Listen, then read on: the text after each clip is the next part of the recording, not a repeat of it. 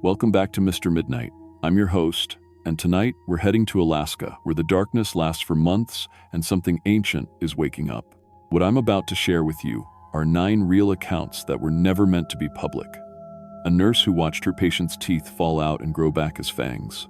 A police officer who found people frozen alive, still conscious, still aware, trapped in ice forever. And that's just the beginning. These aren't ghost stories your friend told you.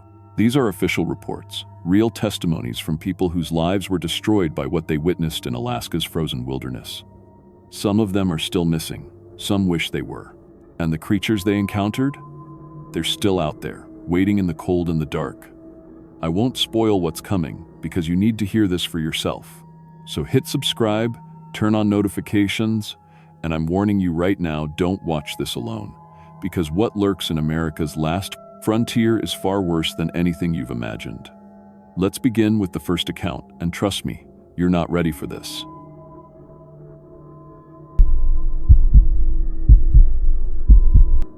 My name is Sarah Kanguk, and I've been a registered nurse for 8 years.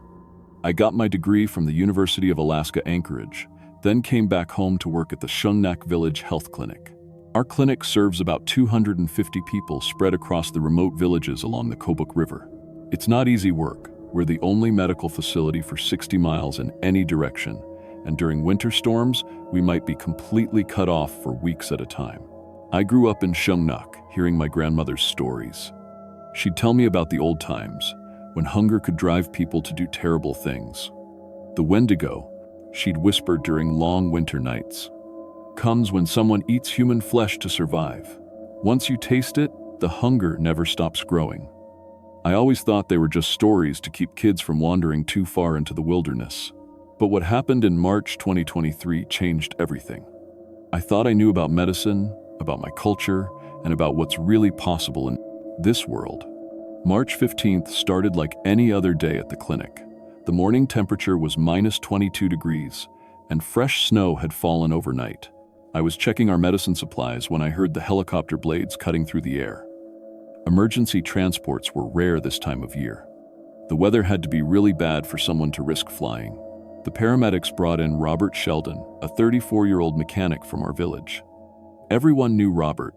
He fixed snowmobiles and generators, had a wife named Linda and 2 young kids. The rescue team found him in an emergency shelter about 15 miles northeast of town. His hunting partner, Marcus Pete, didn't make it. They'd been caught in a sudden blizzard 5 days earlier. Robert was conscious but hypothermic. His core body temperature was 89 degrees, which should have put him in serious danger. His skin was pale gray, almost translucent, and he kept shivering even under our warming blankets. But what struck me as odd was how alert he seemed.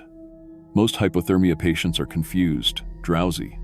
Robert's eyes were sharp, focused, almost predatory. "How are you feeling, Robert?" I asked while checking his vitals. "Hungry," he said immediately. "Really, really hungry. You got any meat? Raw meat?" I thought it was just the hypothermia talking. Patients sometimes crave strange things when their body chemistry is off. I brought him some heated chicken soup from our small kitchen, but he pushed it away like it disgusted him. "No, not cooked. Raw. You got any raw fish? Raw anything?" Dr. Martinez, our visiting physician, examined Robert thoroughly. Everything seemed normal except for that persistent low body temperature. No matter what we did, warming blankets, heated IV fluids, warm room temperature, his core temp stayed locked at 89 degrees. That first night, I was finishing my paperwork when I heard sounds from Robert's room. Scratching sounds, like fingernails on metal. When I checked on him, he was sitting up in bed, dragging his fingernails along the bed rail. His nails had grown noticeably longer during the day, and they looked sharper somehow. "Robert, you need to stop that. You're going to hurt yourself." He looked at me with those sharp eyes. "I can smell you," he said quietly. "You smell warm, really warm." The way he said it made my skin crawl. I made a note in his chart about possible delirium, but deep down, something felt very wrong. Day 2 was when things started getting really strange.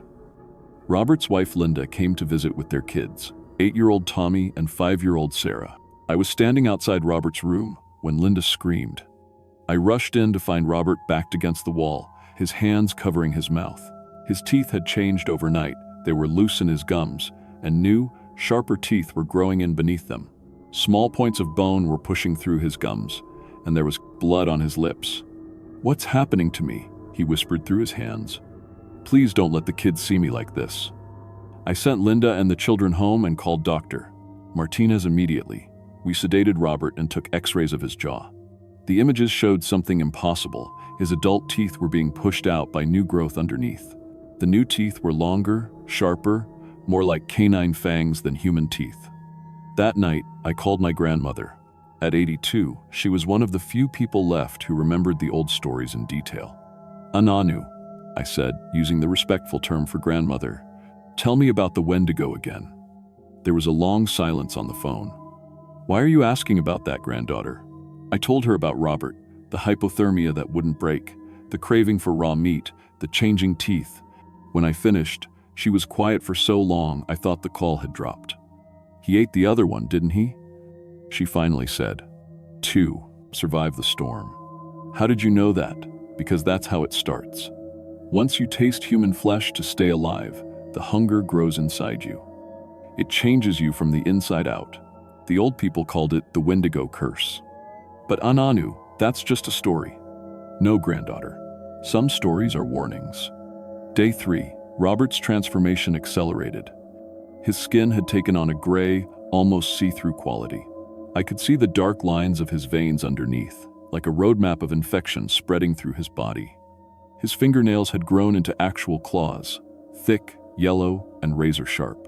But the worst part was his behavior around other patients. Mrs. Sheldon came in for her diabetes check, and Robert became agitated the moment she entered the clinic.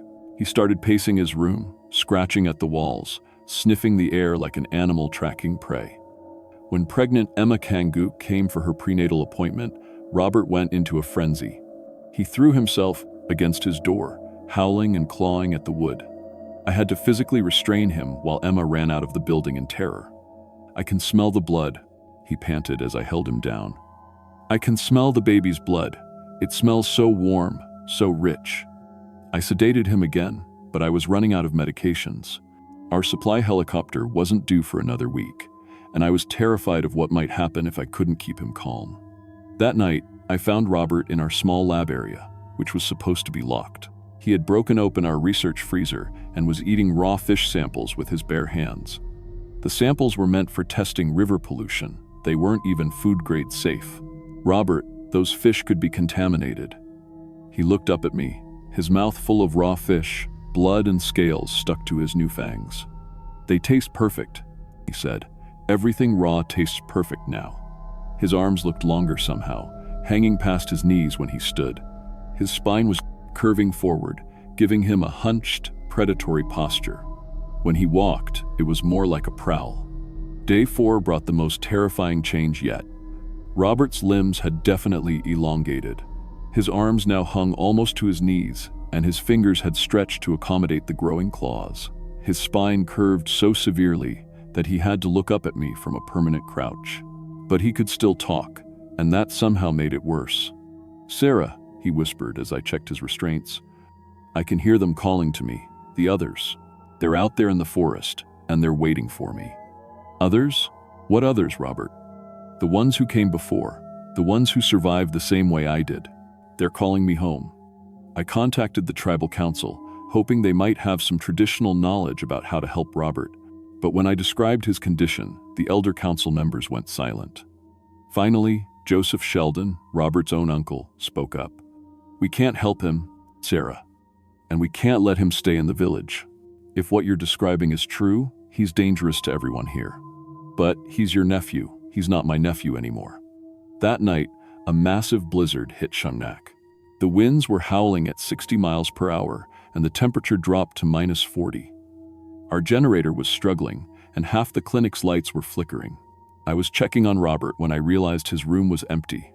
The window was open, and there were claw marks in the wooden frame where he'd torn it apart from the inside. A trail of blood led from the window into the swirling snow outside. I grabbed my coat, flashlight, and emergency radio and followed the trail. I knew I should have waited for help, but Robert was still my patient. I couldn't just let him die in the storm. The trail led northeast, toward an old trapping cabin about 2 miles from town. The wind was so strong I could barely see 10 feet ahead, but Robert's tracks were easy to follow. They were bigger now, with deep claw marks in the snow. The cabin was dark, except for a faint red glow coming from inside.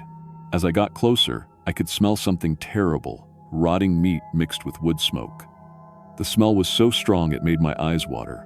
I pushed open the cabin door and immediately understood why the tribal council had been so afraid. Robert was there, but he wasn't alone. 3 other figures sat around a dying fire, all in various stages of the same transformation Robert was going through. One looked almost completely changed, gaunt, elongated, with gray skin and yellow eyes that reflected my flashlight beam.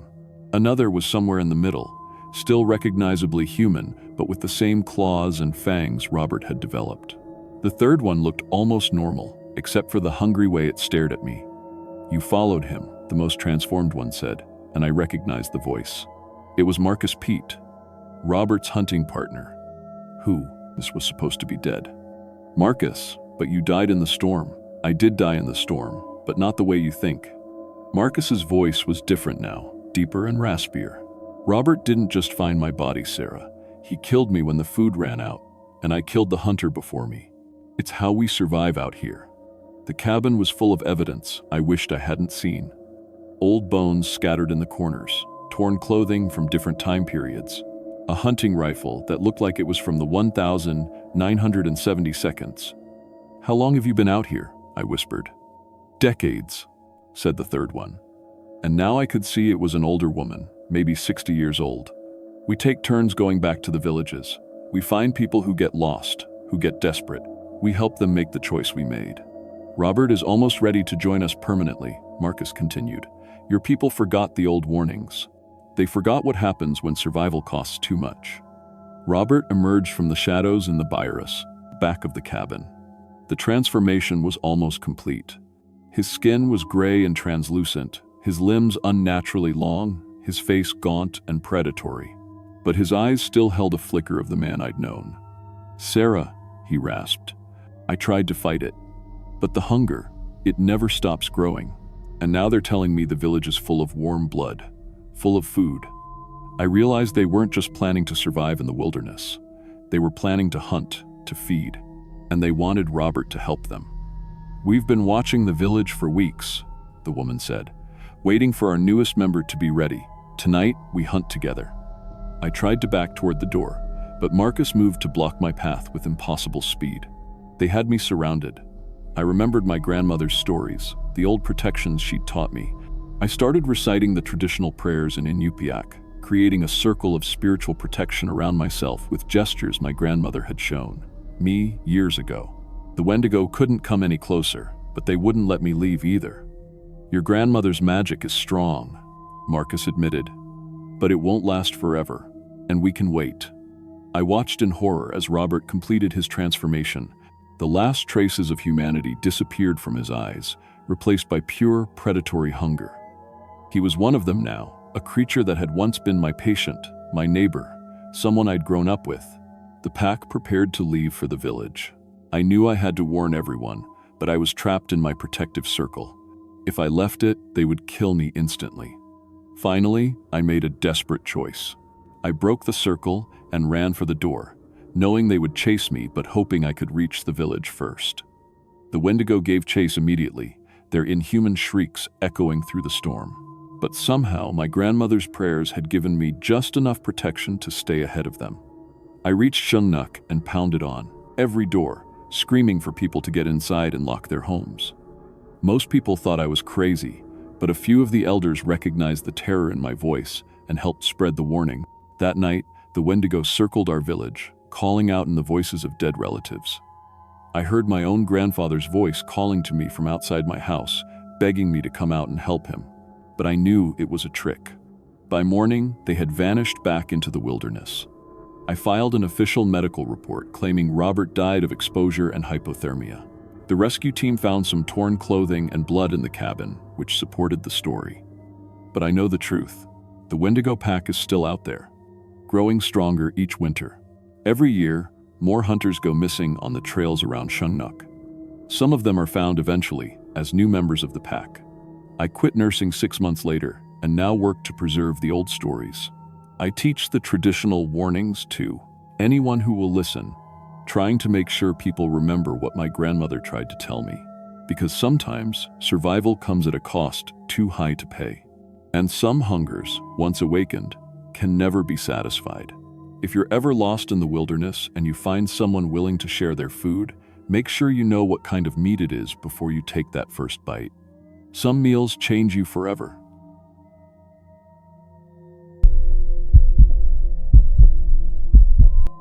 My name is Tommy Nyokpuk, and I've been a park ranger at Denali National Park for 6 years.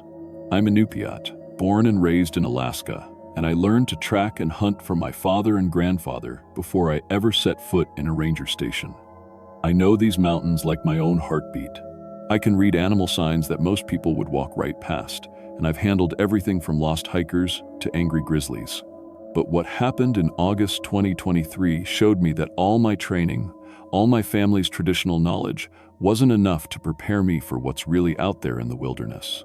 The call came in on a Tuesday morning. 3 hikers had been found dead near the park boundary, and the scene was wrong. That's the only word for it.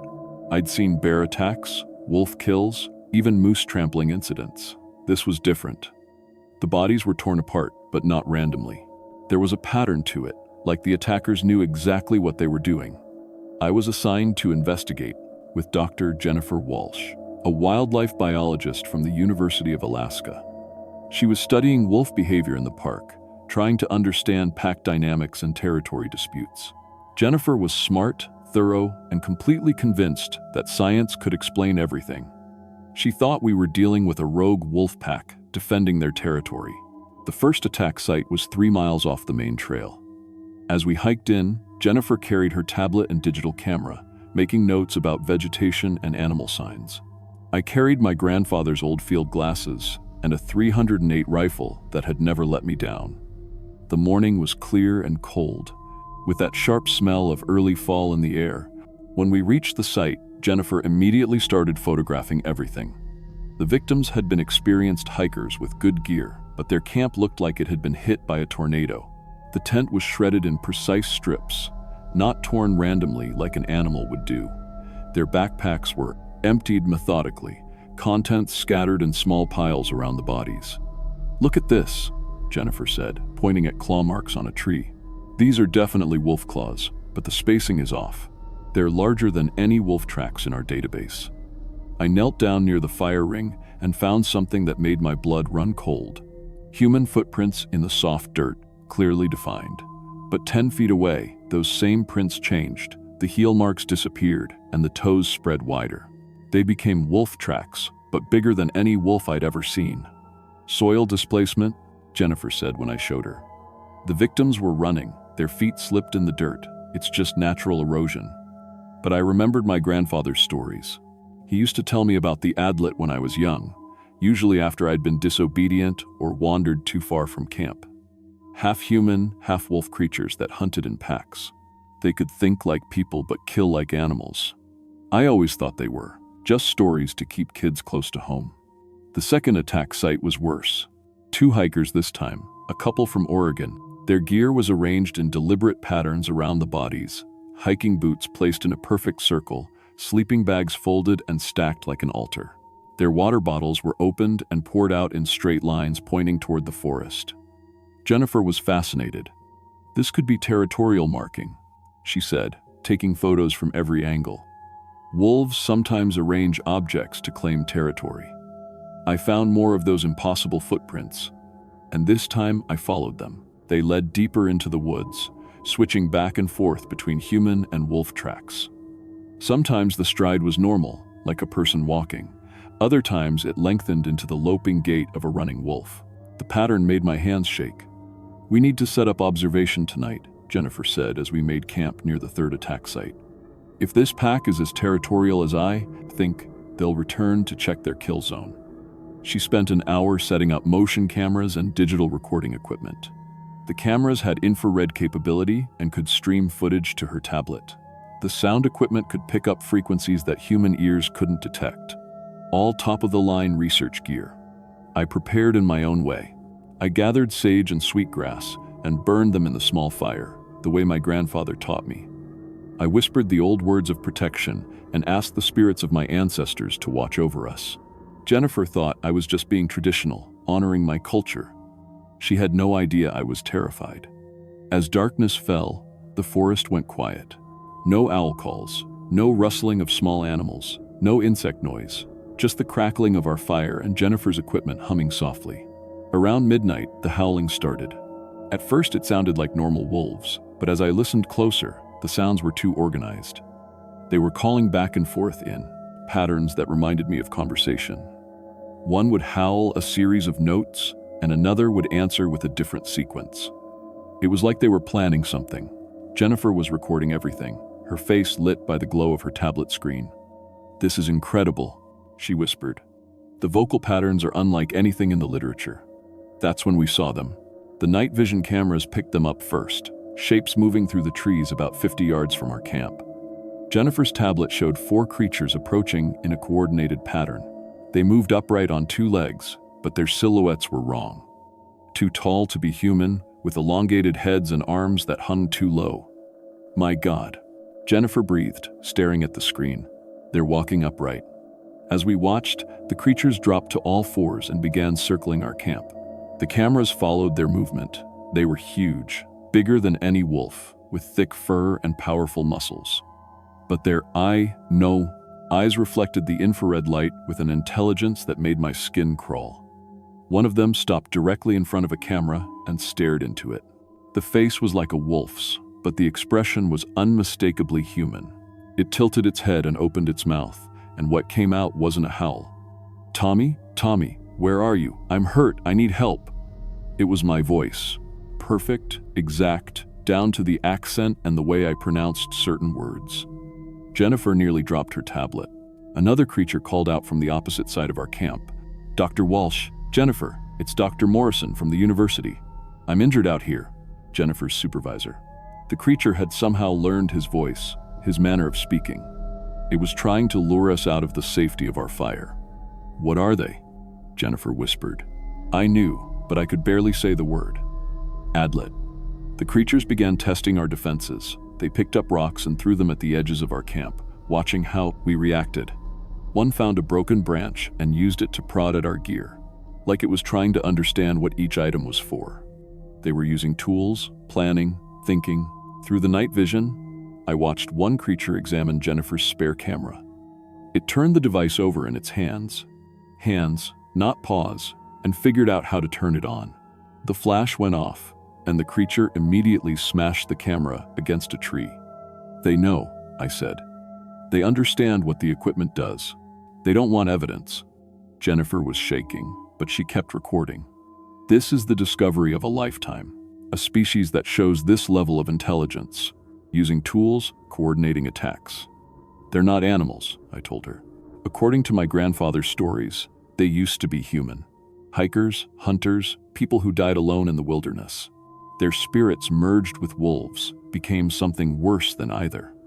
The Adlet began calling out again, but now they were using the Tulmi, voices of Jennifer's research team, her family members, people she knew. They had somehow learned these voices, stored them, and now they were using them as weapons. As dawn approached, the creatures withdrew, but I knew they weren't gone. They were waiting, watching, planning their next move. Jennifer's equipment started malfunctioning, cameras going offline, sound equipment producing static, GPS units showing impossible locations. "We need to leave," I said, "now." But Jennifer refused. She was a scientist, and this was the find of a century. "We can't leave without more documentation.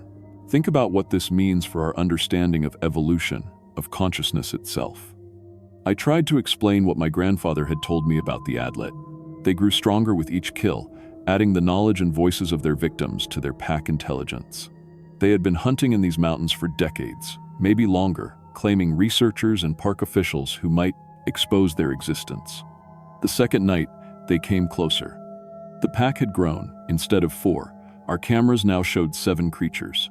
They moved with military precision, cutting off every escape route from our camp. They had studied us, learned our equipment, and now they were ready to hunt. One by one, our devices failed. The cameras went dark, the recording equipment filled with static, and our satellite radio produced only strange whispers in languages I didn't recognize. The Adlet were systematically destroying anything that could provide evidence of their existence. Jennifer finally understood when she saw one of the creatures using her own field notes to start a fire. It had somehow learned to read, or at least recognize that paper was flammable. The intelligence behind those wolf eyes was terrifying. We ran. The pack herded us like sheep, pushing us away from the main trails and deeper into the backcountry. Every time we tried to change direction, they cut us off, forcing us toward a narrow canyon that I knew was a dead end. They weren't just hunting us, they were thinking ahead, planning our doom. Using every tracking skill my family had taught me, I found a game trail that led up the canyon wall. It was steep, almost vertical in places, but it was our only chance. Jennifer's scientific equipment was useless here. We had to climb using nothing but determination and fear. The Adlet couldn't follow. Their wolf bodies weren't built for vertical climbing, and their human intelligence wasn't enough to overcome basic anatomy. But they didn't leave. They waited at the bottom of the cliff, howling in frustration, taking turns watching us with those horrible intelligent eyes. For 2 days, we clung to that cliff face without food or water. Jennifer's tablet was dead, her research ruined, her career's greatest discovery reduced to memories that no one would believe. Below us, the pack maintained their vigil with inhuman patience. On the 3rd day, we heard the helicopter. Jennifer had missed her check-in with the university, and they'd finally sent a search team. As we were airlifted out, I looked down and saw the Adlet pack melting back into the forest. They moved like smoke, disappearing between the trees as if they had never existed. The official report blamed the hikers' deaths on a rabid wolf pack that was never found. Jennifer's equipment was listed as lost in a fall, and our testimony was quietly buried in bureaucratic paperwork. The Park Service didn't want panic, and the university didn't want to lose research funding over what sounded like supernatural nonsense. Jennifer left Alaska a month later. She took a position at a university in Florida, as far from wolves and wilderness as she could get. She never published anything about what we saw, never spoke about it publicly, but sometimes I get emails from her, usually late at night, asking if I still hear the howling. I still work at Denali, but I've changed my patrol routes. There are areas of the park I won't enter alone anymore, sections marked as temporarily closed for wildlife research that will stay closed as long as I have any say in the matter. I've started teaching the younger rangers my grandfather's stories, disguised as cultural education and traditional knowledge sharing. Most of them think I'm just an old-timer preserving native folklore, but a few understand. They see it in my eyes when I talk about respecting the wilderness, about the things that live in the spaces between human knowledge and ancient truth. The Adlet are still out there. I know because sometimes, when the wind is right and the forest is too quiet, I can hear them calling. They use voices I recognize now, Jennifer's voice, my voice, the voices of hikers who went missing and were never found. They're more careful now, more selective. They learned from our encounter that some humans know their true nature, but they're patient and they're hungry, and they understand that eventually new people will come. Researchers, rangers, hikers who think they know these mountains. If you're planning to visit Denali, stick to the main trails. Don't camp alone. And if you hear your own voice calling to you from the darkness, don't answer. Don't follow. Just run and don't look back. Because the Adlet are always listening, always learning, and they never forget a voice once they've heard it.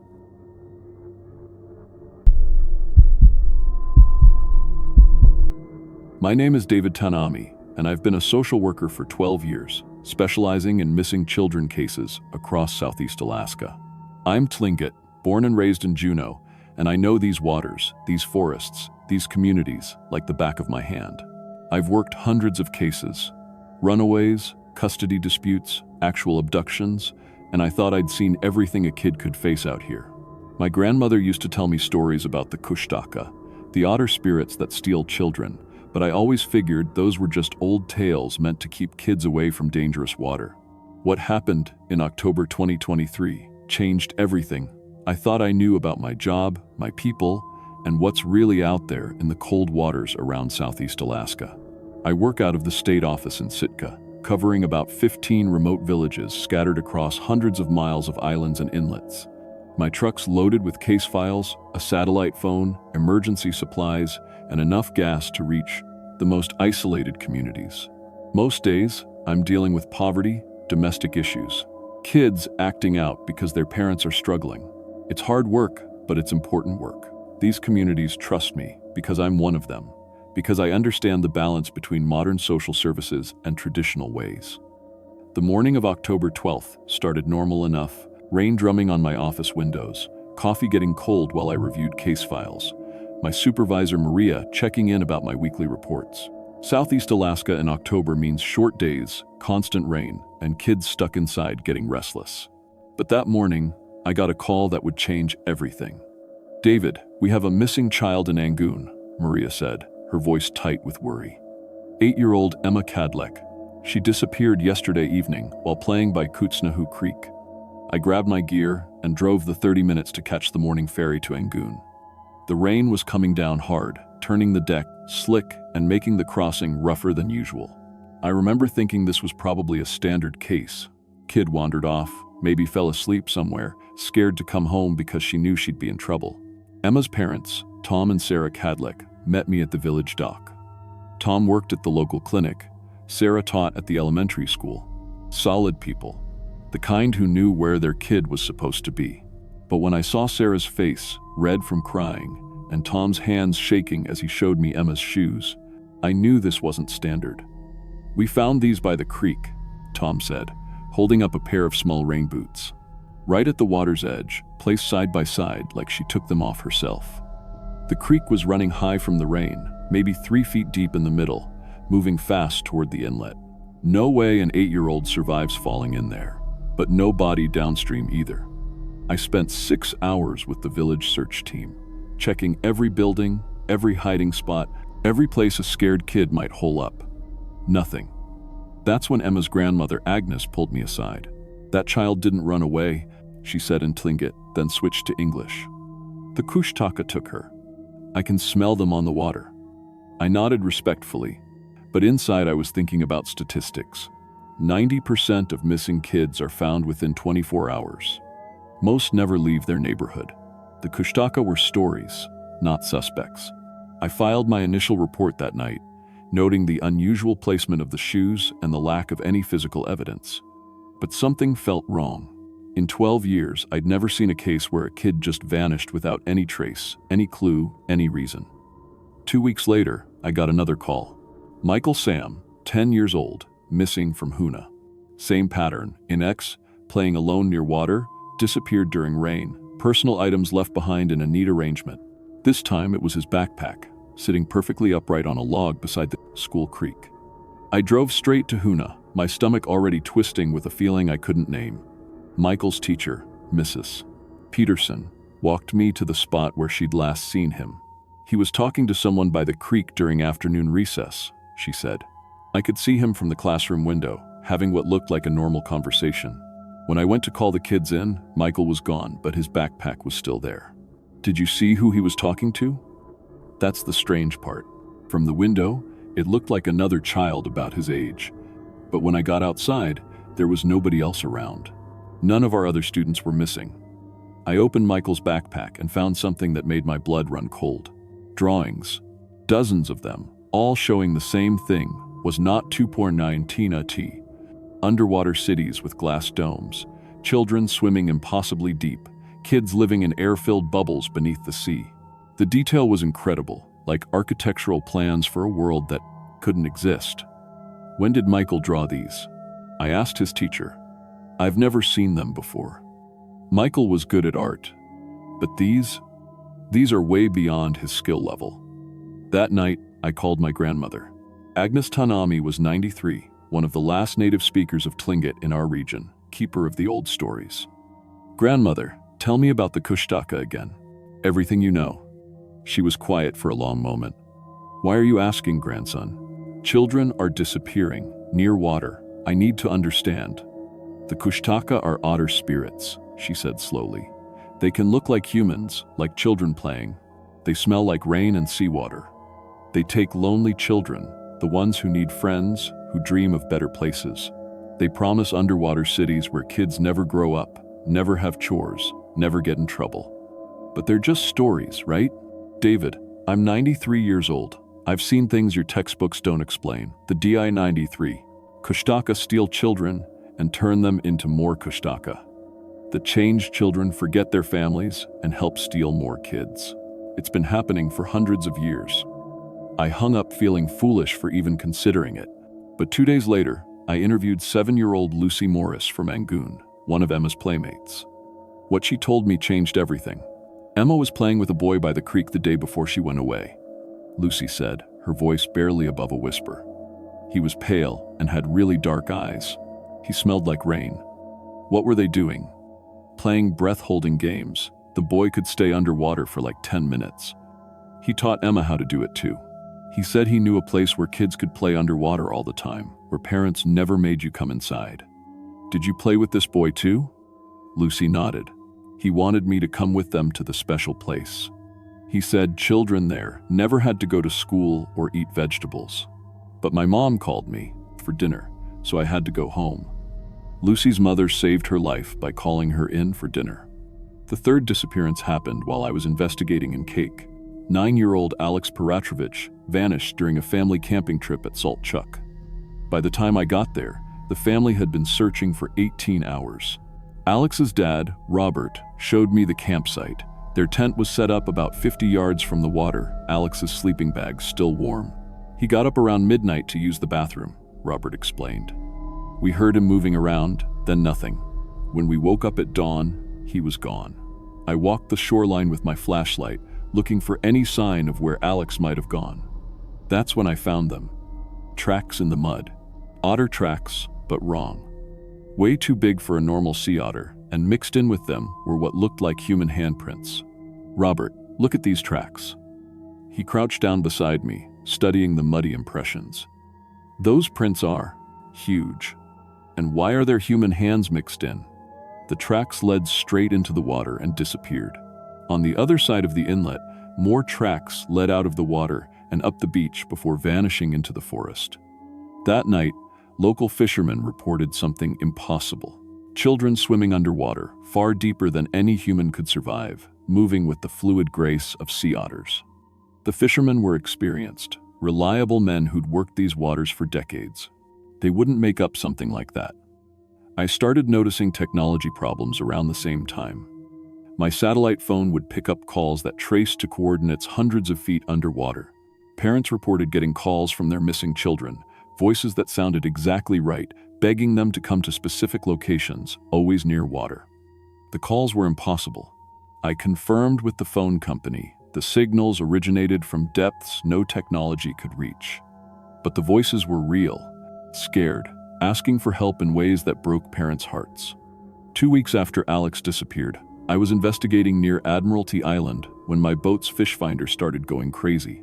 The sonar showed massive schools of something moving in coordinated patterns 200 feet down. As I watched the screen, the shapes started rising toward the surface. That's when I saw them. Children broke the surface around my boat, but they weren't quite children anymore. Their skin had a gray, slick quality. Gills opened and closed on their necks. Their eyes were completely black, like a seal's eyes. But I recognized faces. Emma Cadleck, pale and changed, but definitely Emma. Michael Sam, his hair darker now, moving through the water like he'd been born to it.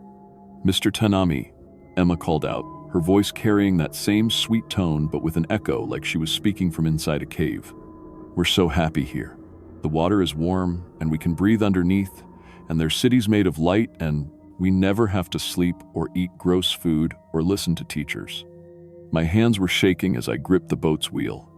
Emma, your parents are worried sick. They love you. They want you to come home. This is home now, Michael said, surfacing near the boat's port side.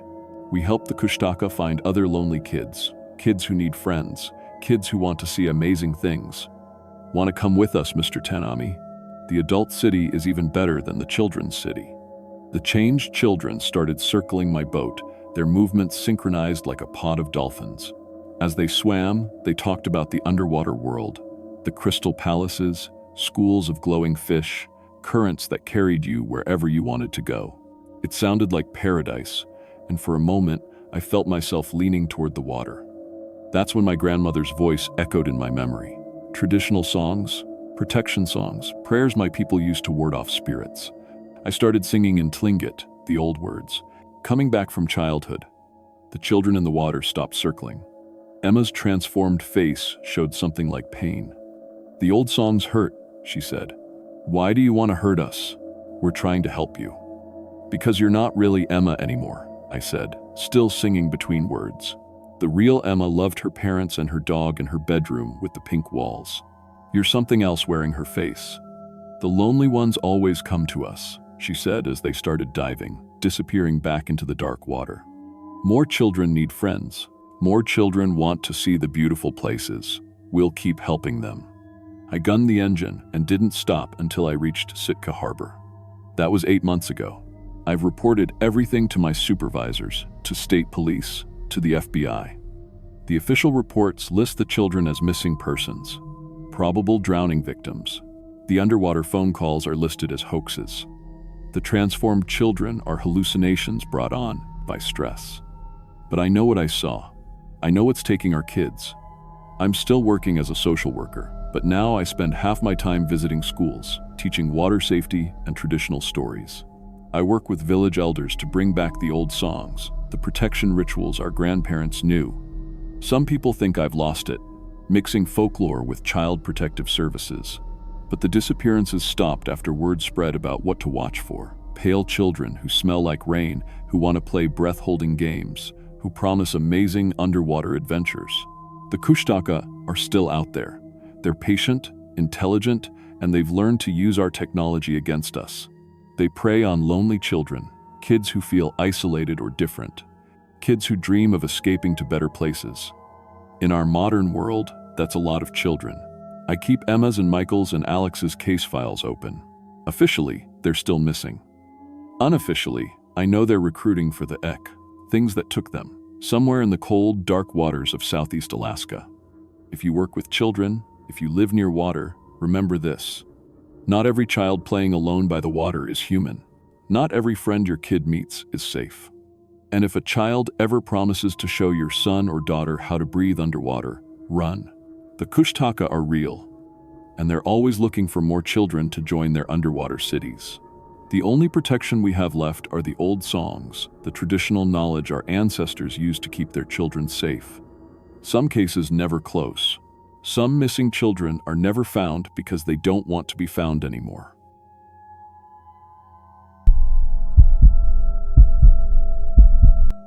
My name is Rebecca Ernick, and I've been teaching elementary school for 8 years. I grew up in Utqiagvik, what most people still call Barrow, and I came back home after college to help preserve our Inuit culture for the next generation. I teach 3rd and 4th grade at our local school, mixing regular subjects like math and reading with traditional stories and customs. I've handled difficult students, budget cuts, and parents who think I'm too young to understand their kids. But what happened during the polar night of 2023 changed everything I thought I knew about the old stories. Sometimes the legends our elders tell us aren't just stories at all. Utqiagvik sits at the very top of Alaska, where the Arctic Ocean meets the land. From mid-November to late January, the sun doesn't rise at all. We call it polar night, and it's something you never really get used to.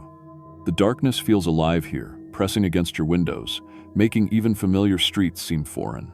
Our school is a simple building with thick walls and triple-pane windows to keep out the cold. The hallways smell like industrial cleaner and that musty odor that old buildings get when they're heated constantly. I'd been planning my cultural unit for months. The school board was pushing us to include more traditional content, and I wanted to do it right. I'd interviewed elders, gathered stories, and prepared lessons about traditional hunting, storytelling, and yes, shamanism. The kids loved hearing about the old ways, especially during the long dark months when there wasn't much else to do after school. It was December 3rd when I first taught them about Tornaruk spirits.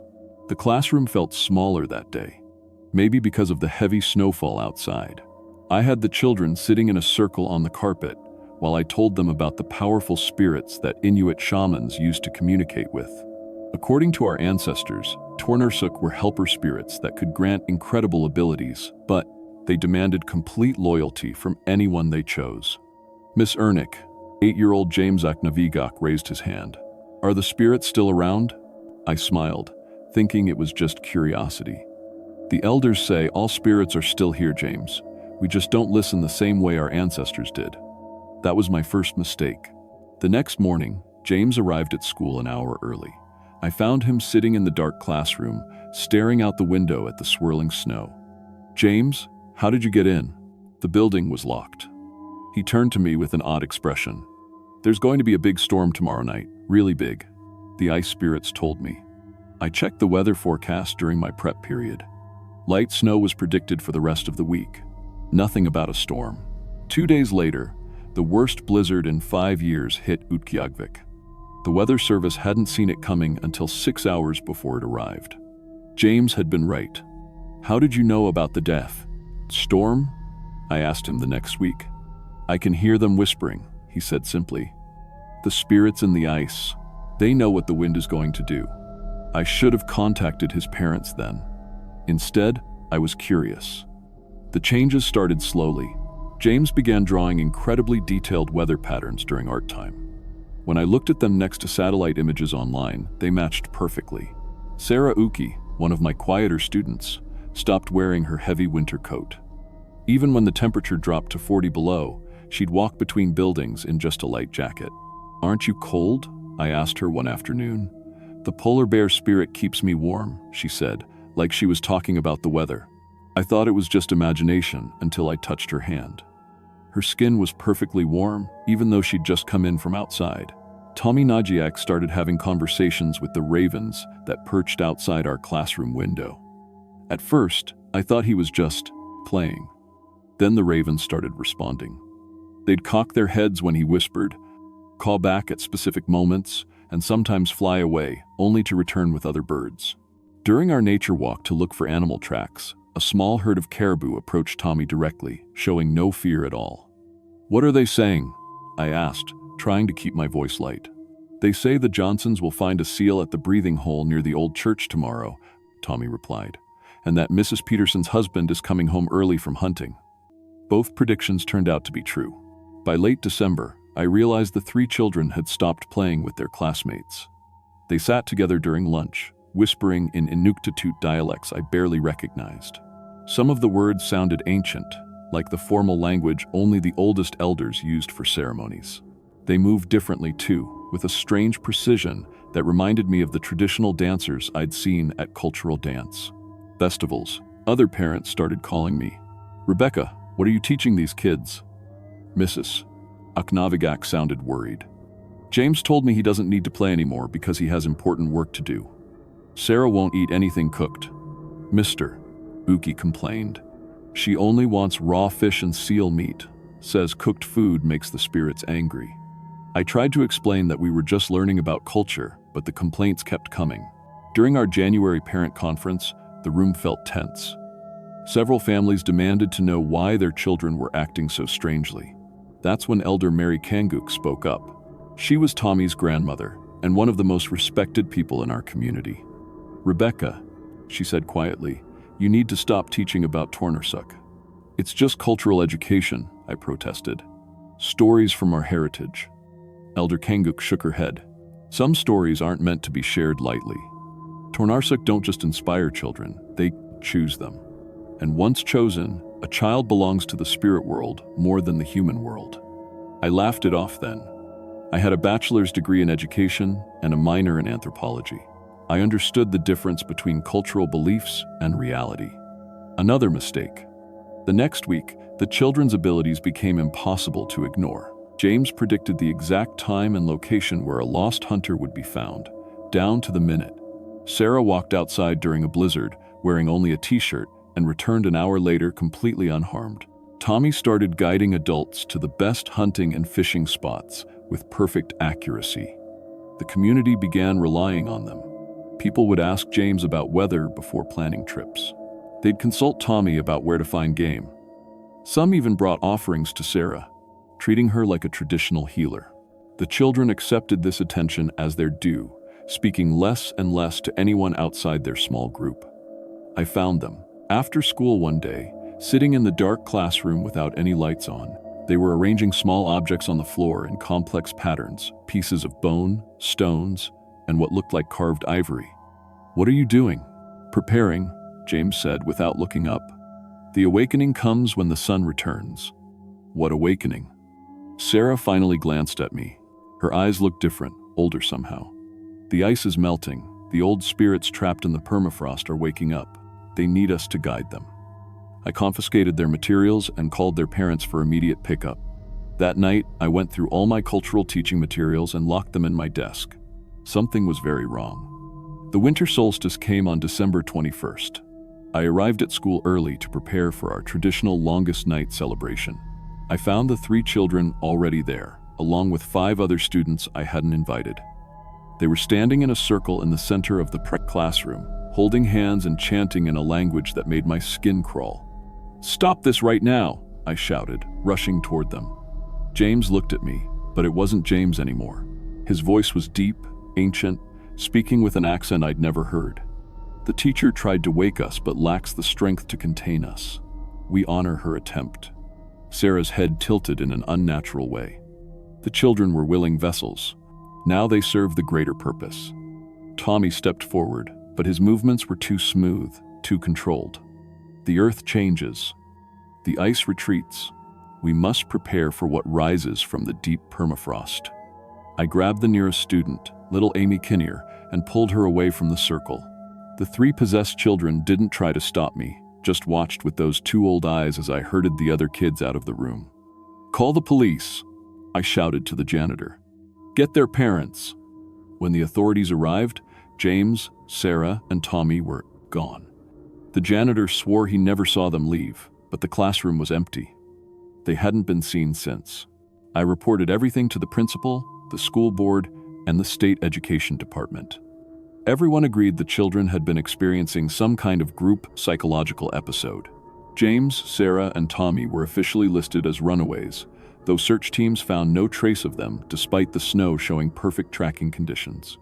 I burnt all my cultural teaching materials that night. Every story, every lesson plan, every handout about traditional shamanism went into my fireplace. The elders were right. Some knowledge is too dangerous to share casually. I transferred to Anchorage the following semester. I still teach, but I stick to math, science, and reading now. No more cultural units, no more traditional stories. But sometimes, late at night, I check the weather reports from Utqiagvik. When they predict sudden storms or unusual animal behavior, I remember James's voice telling me the ice spirits whisper the wind's plans. The predictions are still coming true, even though he's been missing for almost 2 years now. The climate scientists say the Arctic is warming faster than anywhere else on Earth. Ancient permafrost is melting, releasing things that have been frozen for thousands of years. Most people think about carbon dioxide and methane. I think about what else might be waking up in that thawing ground, and I wonder if 3 children are still out there somewhere, guiding it home.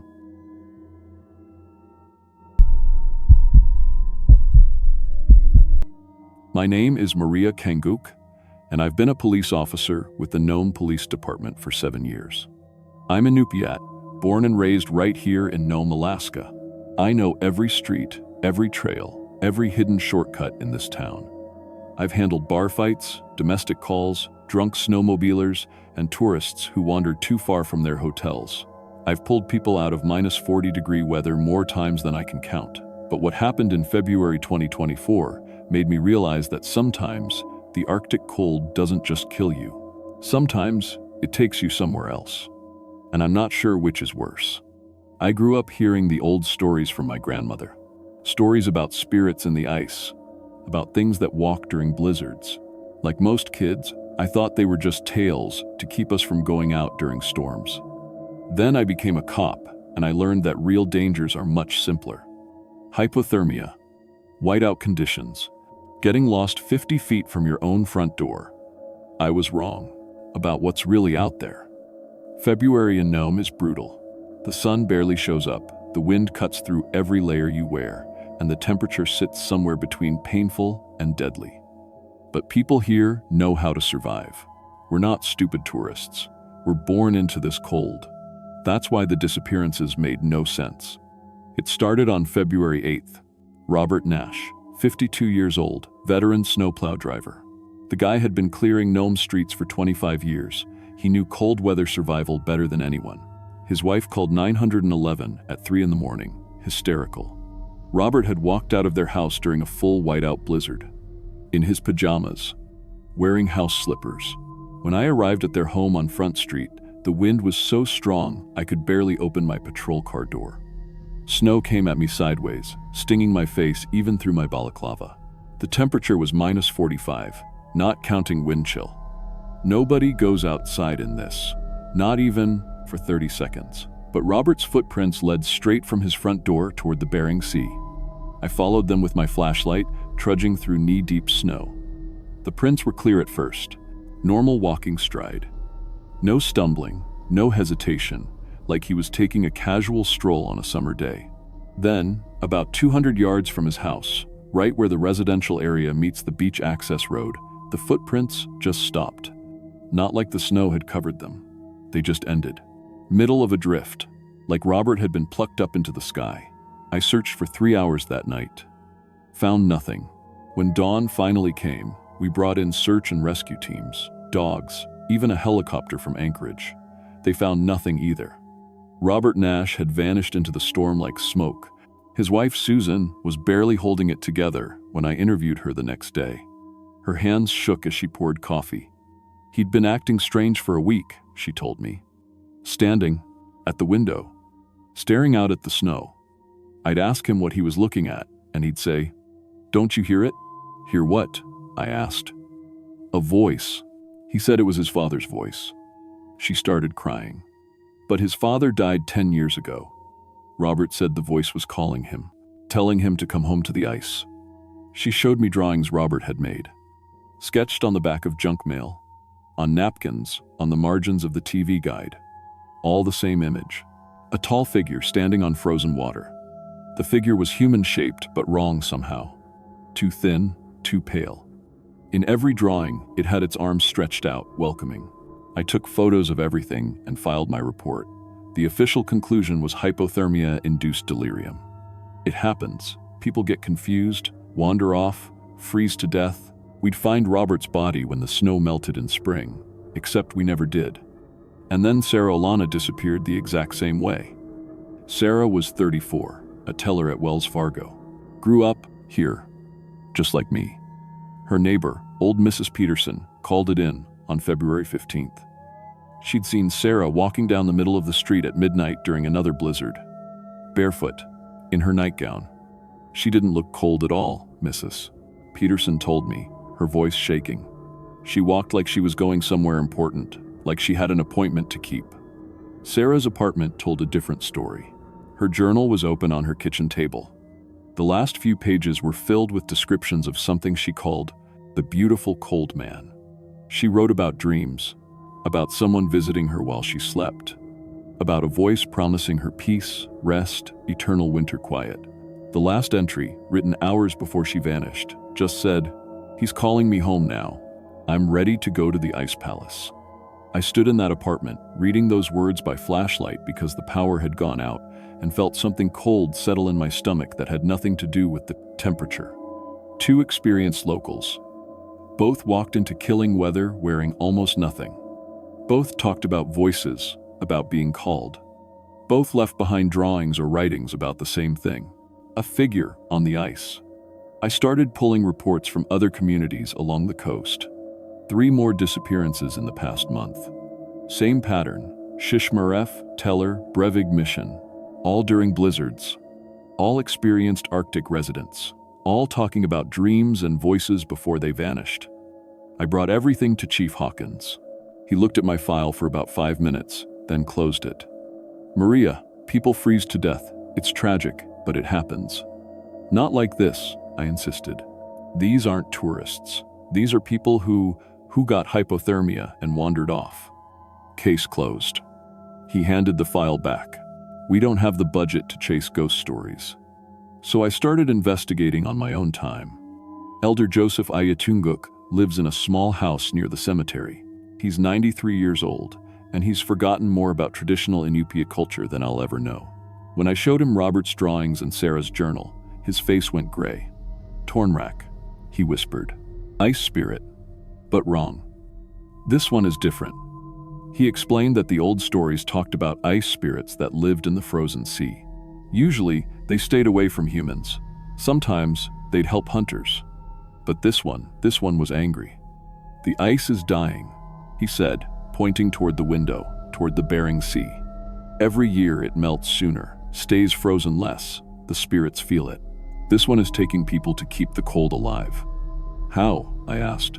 It takes their heat, their warmth, traps them in the ice forever, keeping them alive inside. That way, the cold never dies.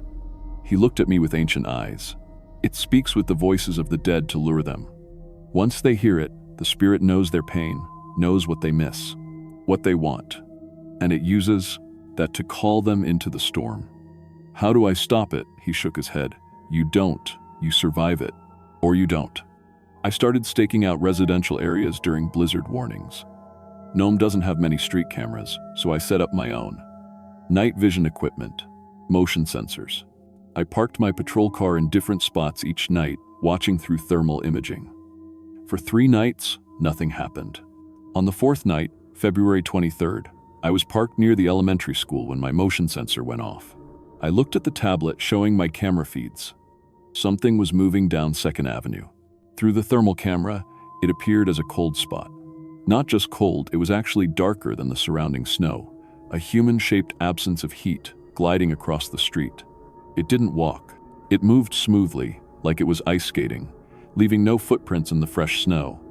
It stopped in front of a house, stood at the window, just stood there for maybe 5 minutes. Then it moved to the next house, and the next.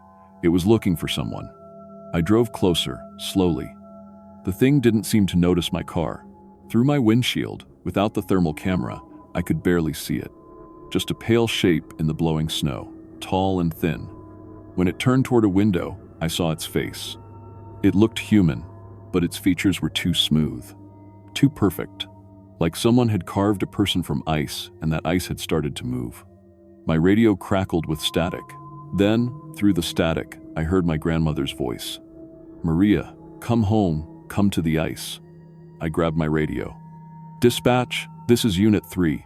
I need, come home, Maria. It's warm here. You'll never hurt again. That wasn't dispatch. That was my grandmother's voice. My grandmother, who died when I was 16. The figure turned and looked directly at my car. I hit the gas and got out of there. That's when the dream started.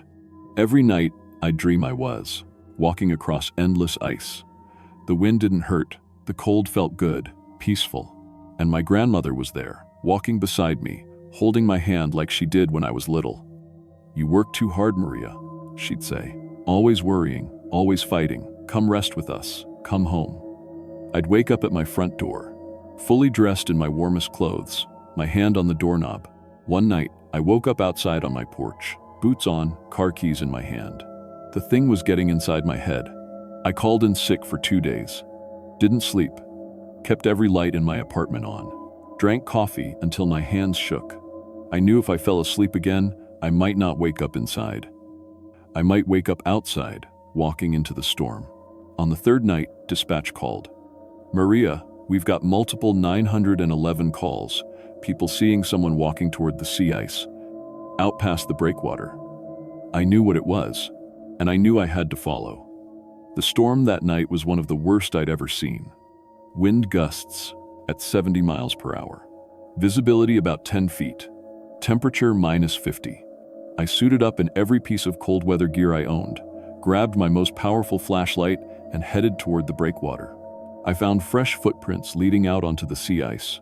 Multiple sets, all heading in the same direction. I followed them for maybe half a mile. The ice groaned under my feet, wind screamed in my ears. My flashlight beam barely cut through the snow. I was about to turn back when I saw them, a circle of people standing on the ice. I counted 6. They stood perfectly still, arms at their sides. As I got closer, my flashlight showed me the truth. They were encased in ice. Clear, smooth ice, covering their entire bodies like glass. But they were alive. I could see their eyes moving, their chests rising and falling with shallow breaths. Sarah Olana, Robert Nash, the others from the missing person reports, all of them staring at me with wide, terrified eyes. They couldn't move, couldn't speak, just trapped inside the ice, completely aware. In the center of the circle stood the ice walker. Up close, it was beautiful and horrible. Perfectly formed. Its skin looked like frosted glass. Its eyes were white, with no pupils. When it spoke, its mouth didn't move, but I heard the words clearly. In my grandmother's voice, "Maria, you came." "Let them go," I said. My voice shook, and not from the cold. They chose to come. They wanted peace. I gave it to them. It moved closer. The temperature around me dropped even further. Frost formed on my goggles. Your people forgot how to respect the cold. You fight it, you hide from it. But I remember. I preserve those who remember. I keep their warmth alive in eternal ice. They're suffering. They're eternal. The ice is dying, Maria. Every year, less of it. Soon, there will be nothing left. But I keep it alive through them, through their warmth, their life. It reached out one hand. Join us. Join your grandmother. Stop fighting. Just sleep. I felt the pull. The desire to just let go. To stop being cold, stop being tired, stop carrying everything alone. My hand moved toward my radio without me telling it to. Muscle memory from 7 years on the force. I pressed the emergency button and said the coordinates. Officer needs assistance. Sea ice. Half mile past breakwater. The ice walker's face twisted with something that might have been anger. You called them, it said. More will come now. More to join us. No, I said. They're coming to help me. That's what we do. I heard the helicopter before I saw it. Coast Guard, responding to the emergency call. Their spotlight hit the ice, and the ice walker turned toward it. For just a second, it looked uncertain. Afraid, maybe. Then it stepped backward. The ice beneath it cracked. It sank down, and the people in their ice shells sank with it, pulled under like they weighed nothing. In 3 seconds, they were gone.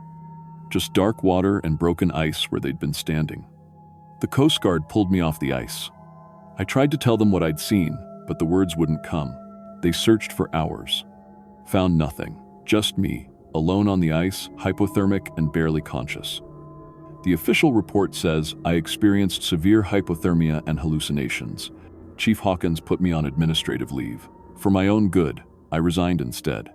The missing people are still listed as missing. Their families still wait for answers I can't give them, because who would believe me? But I know what I saw, and I know it's still out there. I moved to Anchorage last month. I sleep with every light on. I check the weather obsessively. When it snows, I stay inside, door locked, windows covered. Because sometimes, on really cold nights, I still hear my grandmother's voice in the wind, still calling me home to the ice.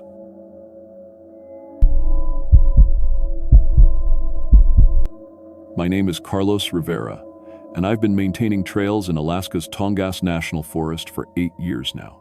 Before this job, I spent 6 years as a botanist, studying plant ecosystems in the Pacific Northwest.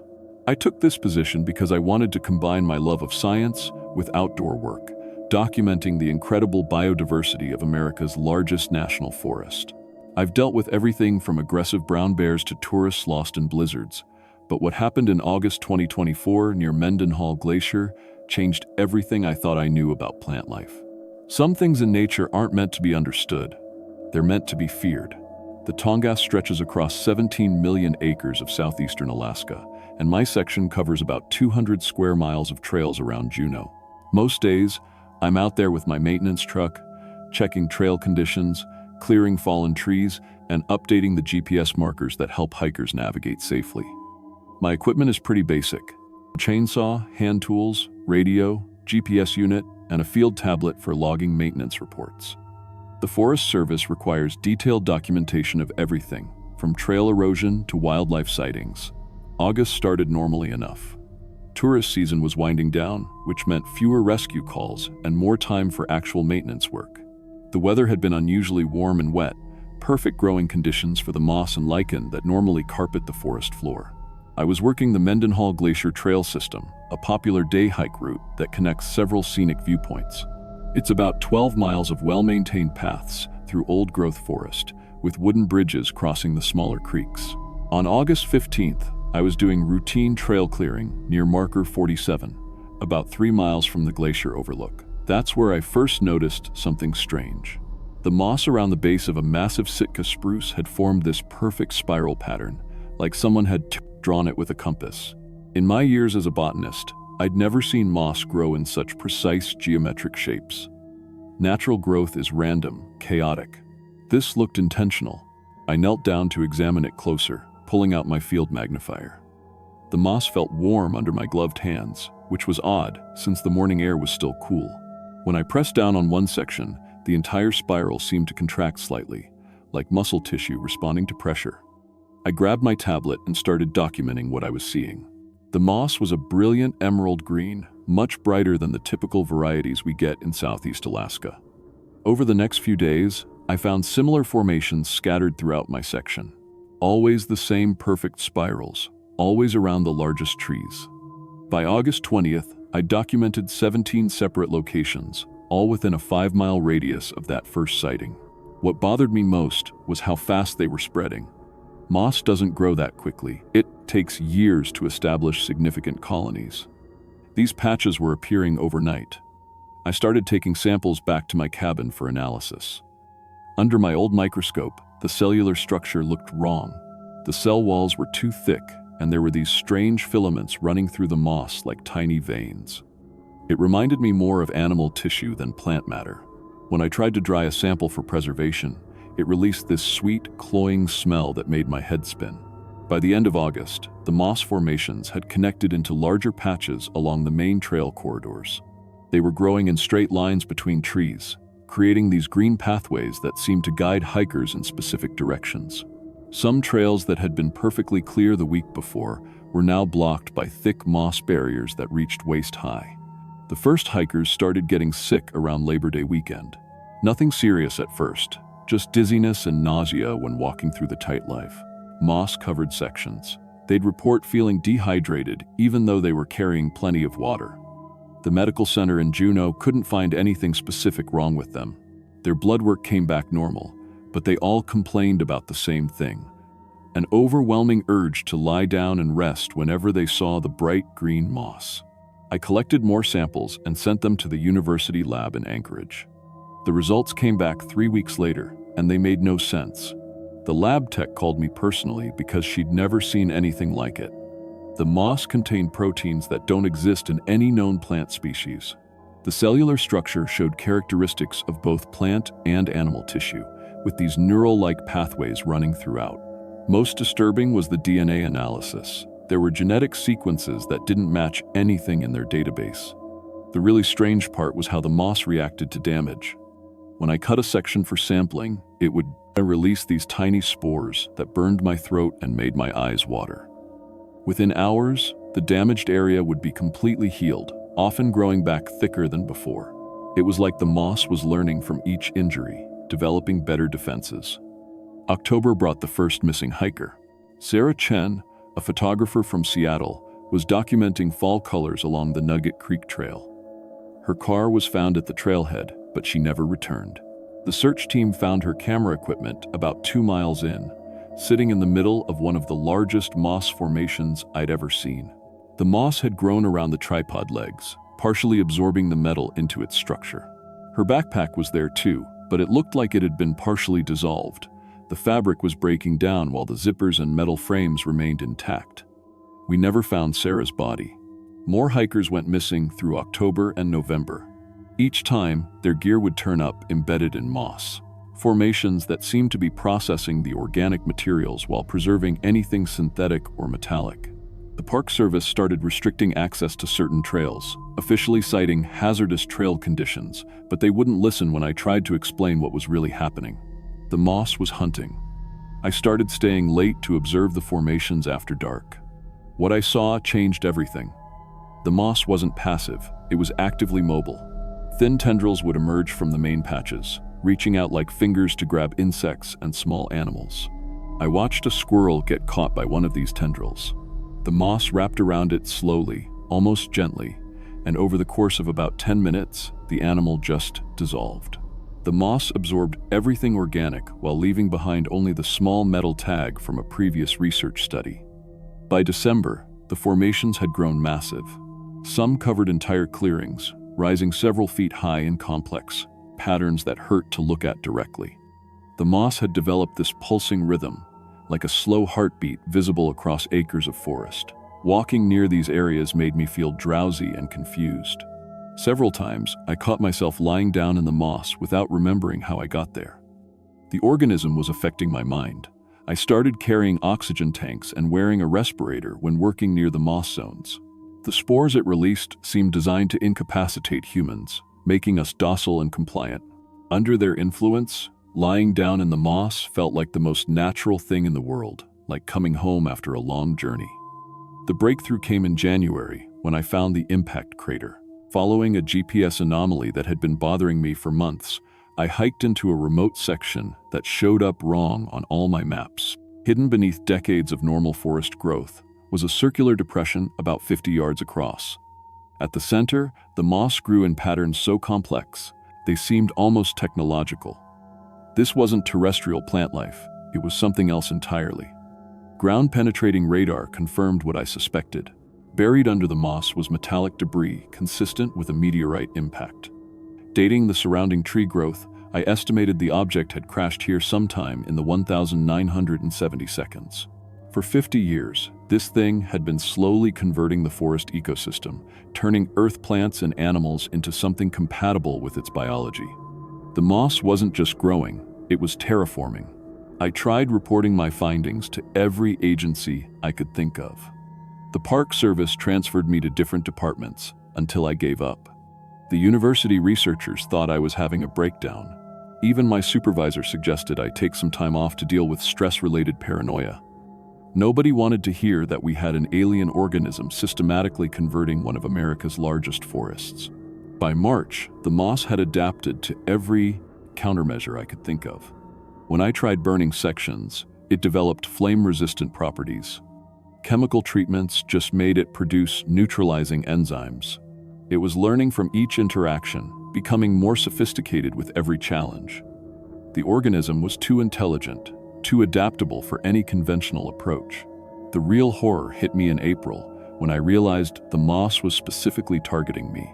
Patches began appearing around my cabin overnight, always in perfect geometric patterns that seemed designed to channel my movements in specific directions. The spores it released in my presence were different now, more concentrated, more psychoactive. It knew I was the primary threat to its expansion. One morning, I woke up standing in my garden, staring down at a perfect spiral of moss that had grown around my feet during the night. I have no memory of going outside. The moss had somehow called to me in my sleep, drawing me out to become part of its collection. Only the sharp pain of my radio's emergency alarm snapped me back to consciousness. That's when I realized I was fighting a losing battle. The organism had moved beyond the forest boundaries. Satellite imagery showed moss formations spreading into residential areas around Juneau. Gardens and lawns were being slowly converted, one property at a time. Pet cats and dogs that played on infected grass developed strange lethargy and eventually disappeared entirely. The moss was patient, gradually conditioning the entire ecosystem to accept its presence. Local doctors started seeing children with respiratory problems and unusual behavioral changes. Kids who lived near moss-infected areas would sleepwalk into their yards and lie down in the green patches, remaining there until their parents found them hours later. The children always claimed they were just resting and couldn't explain why they'd left their beds. I stopped filing official reports after my supervisor threatened termination for persistent filing of false documentation. Instead, I focused on detailed personal records, documenting the organism's expansion patterns and behavioral adaptations.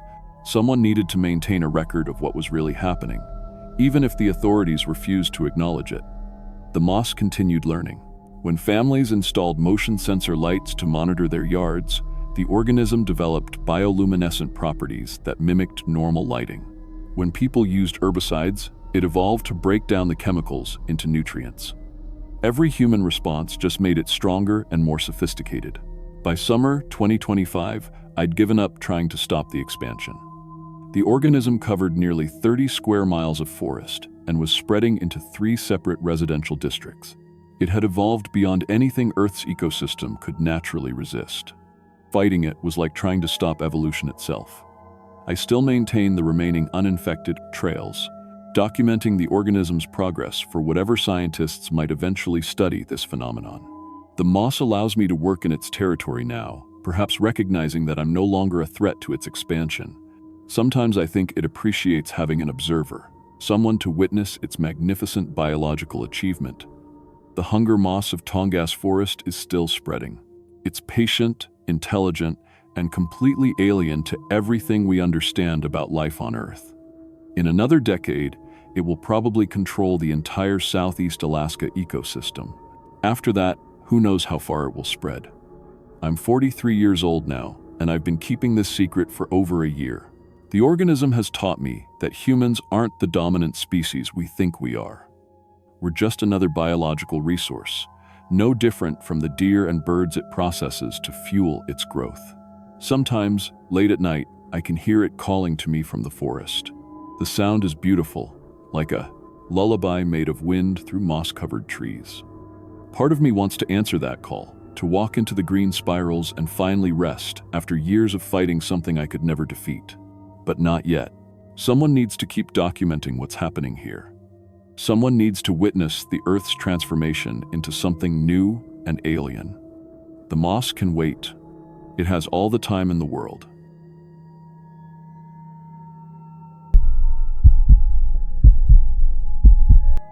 My name is Jake Morrison, and I've been a search and rescue coordinator for Anchorage Emergency Services for 8 years now. Before that, I spent 6 years working construction around Alaska, hell of building homes, clearing roads, working with my hands in some of the most remote places you can imagine. I switched to search and rescue after losing 2 good friends in a climbing accident up near Denali. They were experienced climbers, knew the mountains better than most, but the wilderness doesn't care how skilled you are. I figured if I was going to keep working in these mountains, I might as well help bring people home safe. I've coordinated over 300 rescue operations in that time. Missing hikers, injured climbers, hunters who got turned around in bad weather. I've seen hypothermia, bear attacks, rock slides, pretty much every way the Alaskan wilderness can hurt you. Our team has pulled people out of situations that should have killed them, and we've recovered bodies from places that seemed impossible to reach. But what happened in Chugach State Park during July of 2023 changed everything I thought I knew about what's really out there in those mountains. The first report came in on a Tuesday morning. I was sitting in our office going through equipment inventory when the phone rang. It was Lisa Chen, a dental hygienist from Anchorage. She'd been hiking the Rabbit Lake Trail with 3 friends over the weekend, and she sounded shaky, like she hadn't slept much. "Something followed us up there," she said. "Something big. Really big. I get calls like this maybe once a month. Usually it's bears. Sometimes it's just shadows and overactive imagination." But Lisa wasn't hysterical, NET. She was scared, but trying to be precise about what she'd seen. We were about 4 miles up the trail when we started hearing rocks being thrown. Not rolling down naturally, thrown. Like someone was chucking them to get our attention. We'd stop, look around, see, nothing. Then it would happen again from a different direction. Lisa said this went on for about 3 hours. Every time they tried to take a shortcut or explore a side trail, rocks would come flying from that direction, like something was herding them back to the main path. Her friend Mike, who'd done some tracking in the army, found footprints near where the rocks were coming from. 18 inches long, Lisa said, with what looked like thumbs. Mike said they were fresh, maybe an hour old. But here's the weird part.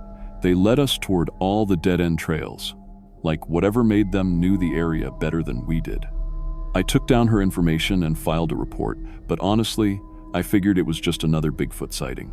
We get them every summer when the hiking season starts. City folks head up into the mountains, see some shadows, hear some sounds they can't explain, and suddenly Alaska's got another cryptid. But then more reports started coming in. 3 days later, Tom Rodriguez called. Tom's been guiding climbers and hunters around Alaska for 20 years. If anyone knows the difference between a bear and something else, it's Tom. He'd been leading a group up the South Fork Trail when they had an encounter that left him rattled. "This thing wasn't just big, Jake," Tom said. "It was smart, smarter than any animal I've ever seen."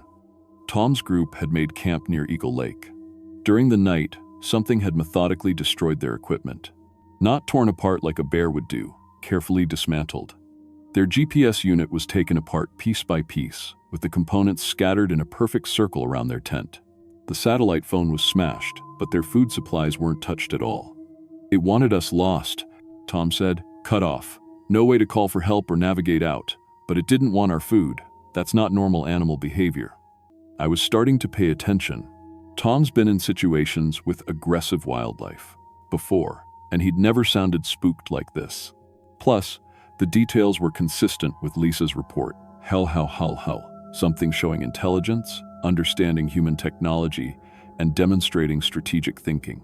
Over the next 2 weeks, we got 6 more similar reports, all from experienced outdoors people, all describing the same thing, something massive, covered in dark hair, walking upright, but showing problem-solving abilities that went way beyond normal animal intelligence. Then 3 hikers went missing. Sarah Walsh, Mike Turner, and David Kim had gone up the Flattop Mountain Trail on a Friday morning. They were supposed to be back by Sunday evening. When they didn't show up Monday morning, their families called us. I assembled a search team, myself, 2 other coordinators named Beth and Carlos, plus 4 volunteers from the local climbing club.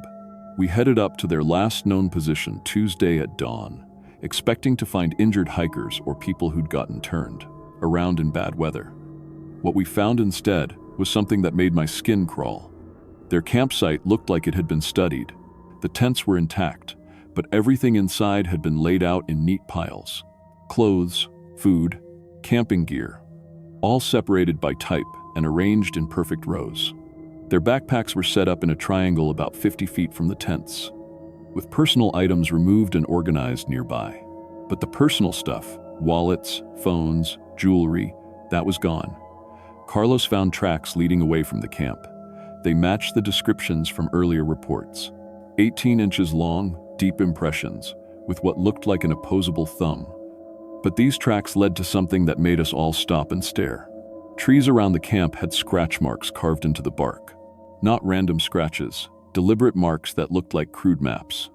They showed the trail system, with X marks at specific locations. When we checked our topographic maps, those X marks corresponded exactly to dead-end trails, cliff drop-offs, and areas where people could easily get trapped. "It's been hunting here for a while," Beth said quietly. "This isn't random." We followed the tracks deeper into the mountains and found something that still gives me nightmares. About 3 miles from the original campsite, tucked into a cave system that doesn't show up on any official maps, we discovered what I can only describe as a collection. Dozens of wallets, phones, and pieces of jewelry, all arranged in neat piles, just like at the campsite. But these items clearly came from different time periods. Some of the phones were old flip models from 15 years ago. Some were recent smartphones. The wallets contained IDs dating back to 2008. I did the math in my head. If each set of items represented missing people who'd never been found, we were looking at evidence of maybe 30 victims over the past 15 years. All in the same general area, all with the same careful, methodical collection behavior. That's when I realized we weren't dealing with an animal at all. We were dealing with something that had been systematically hunting humans in these mountains for over a decade. We decided to make camp and continue searching the next day. That's when things got really terrifying. Around 10 o'clock that night, we started hearing voices calling for help. Clear, human voices, shouting our names from different directions in the darkness. At first, we thought we'd found the missing hikers, so we grabbed our flashlights and started moving toward the sounds. "Jake, over here, help me." It was Sarah Walsh's voice, coming from a ravine about 200 yards north of our camp. But when we got there, we found nothing. No footprints, no signs anyone had been there recently. Then we heard Mike Turner's voice from the opposite direction. "Help, I'm trapped. Can anyone hear me?" But as we listened more carefully, something was wrong with the timing. The voices were perfect. Exactly right pitch and tone, but the words came just a half second too late, like someone playing back a recording. "Nobody respond," I whispered into the radio. "Those aren't our missing hikers." For the next 2 hours, we heard our own names being called in voices that belonged to our family members. My dead mother's voice calling, "Jakey, where are you?" Beth heard her daughter asking for help. Carlos heard his brother, who lives in Seattle, shouting directions to our location. The thing had somehow learned our voices, our names, probably even our family connections, and it was using that information to try to separate us from the group. The next morning, we discovered that our vehicles had been sabotaged, not destroyed, carefully disabled. Battery cables were cut with surgical precision. Spark plug wires were removed and hidden, but our headlights still worked, and our emergency supplies were left untouched. Just like with Tom's group, it wanted us stranded but alive. That's when I realized this thing wasn't just hunting randomly. It was intelligent enough to understand human technology, patient enough to study our behavior, and strategic enough to eliminate our advantages before attacking. We tried to radio for backup, but all our communication equipment was dead.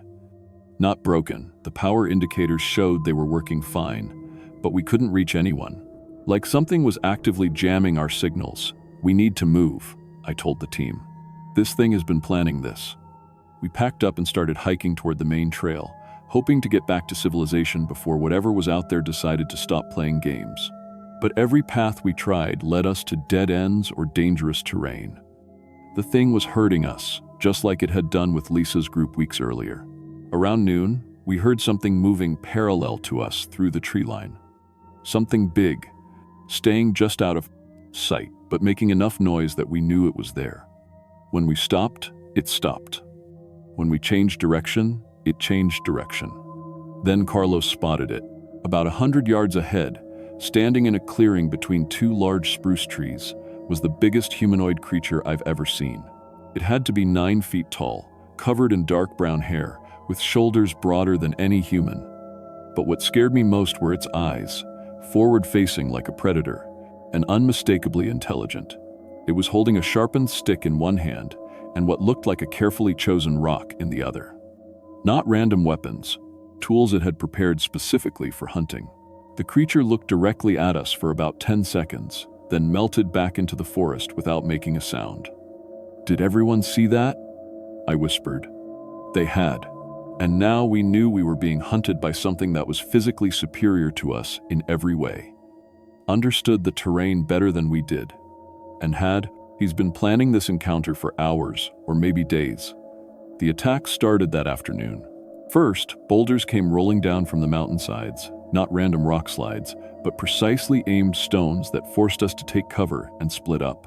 While we were separated, the creature picked off our group one by one. Beth disappeared first. We heard her scream, then nothing. When we found her gear 30 minutes later, it was arranged in the same neat piles we'd seen at the missing hikers' campsite. Carlos went next. He was checking our rear position when something grabbed him and dragged him into the forest faster than any of us could react. Now it was just me and 2 volunteers, and we were completely out of our depth. This thing had been studying human behavior for years. It knew how we'd react under pressure, how we'd try to help each other, how we'd panic when separated. But it made one mistake. The creature cornered us in a box canyon, blocking the only obvious exit with its massive body. It thought we were trapped, that we'd either surrender or try to fight our way past it. What it didn't understand was that all 3 of us had serious rock climbing experience. While it guarded the canyon mouth, we free climbed a 60-foot rock face that looked impossible from below. The creature realized what we were doing too late to stop us. From the top of the canyon, I could see down into its lair. A cave system filled with human remains and personal belongings going back decades. Clothing, equipment, even some vehicles that had been carefully dismantled and carried piece by piece up the mountain. This thing had been systematically hunting and collecting humans for at least 20 years. And based on what I saw, it was getting better at it over time. We made it back to civilization and reported everything to the Alaska State Troopers. They mounted a search operation with helicopters and dozens of officers, but found nothing, no evidence, no creature, no trace of our missing team members. Officially, Beth and Carlos died in a climbing accident. The 3 missing hikers were listed as lost to exposure. The case was closed within a month. I still work search and rescue, but I transferred to a different region. I've never been back to Chugach State Park, and I never will. Whatever's up there is still hunting, still learning, still collecting. If you're planning to hike those mountains, don't go alone. Don't trust voices calling for help after dark. And if you find your equipment carefully dismantled instead of randomly destroyed, get out immediately. Some things in the wilderness are just hungry, but what's in Chugach is something much worse. It's curious about us. And that curiosity has been feeding on human lives for longer than anyone wants to admit.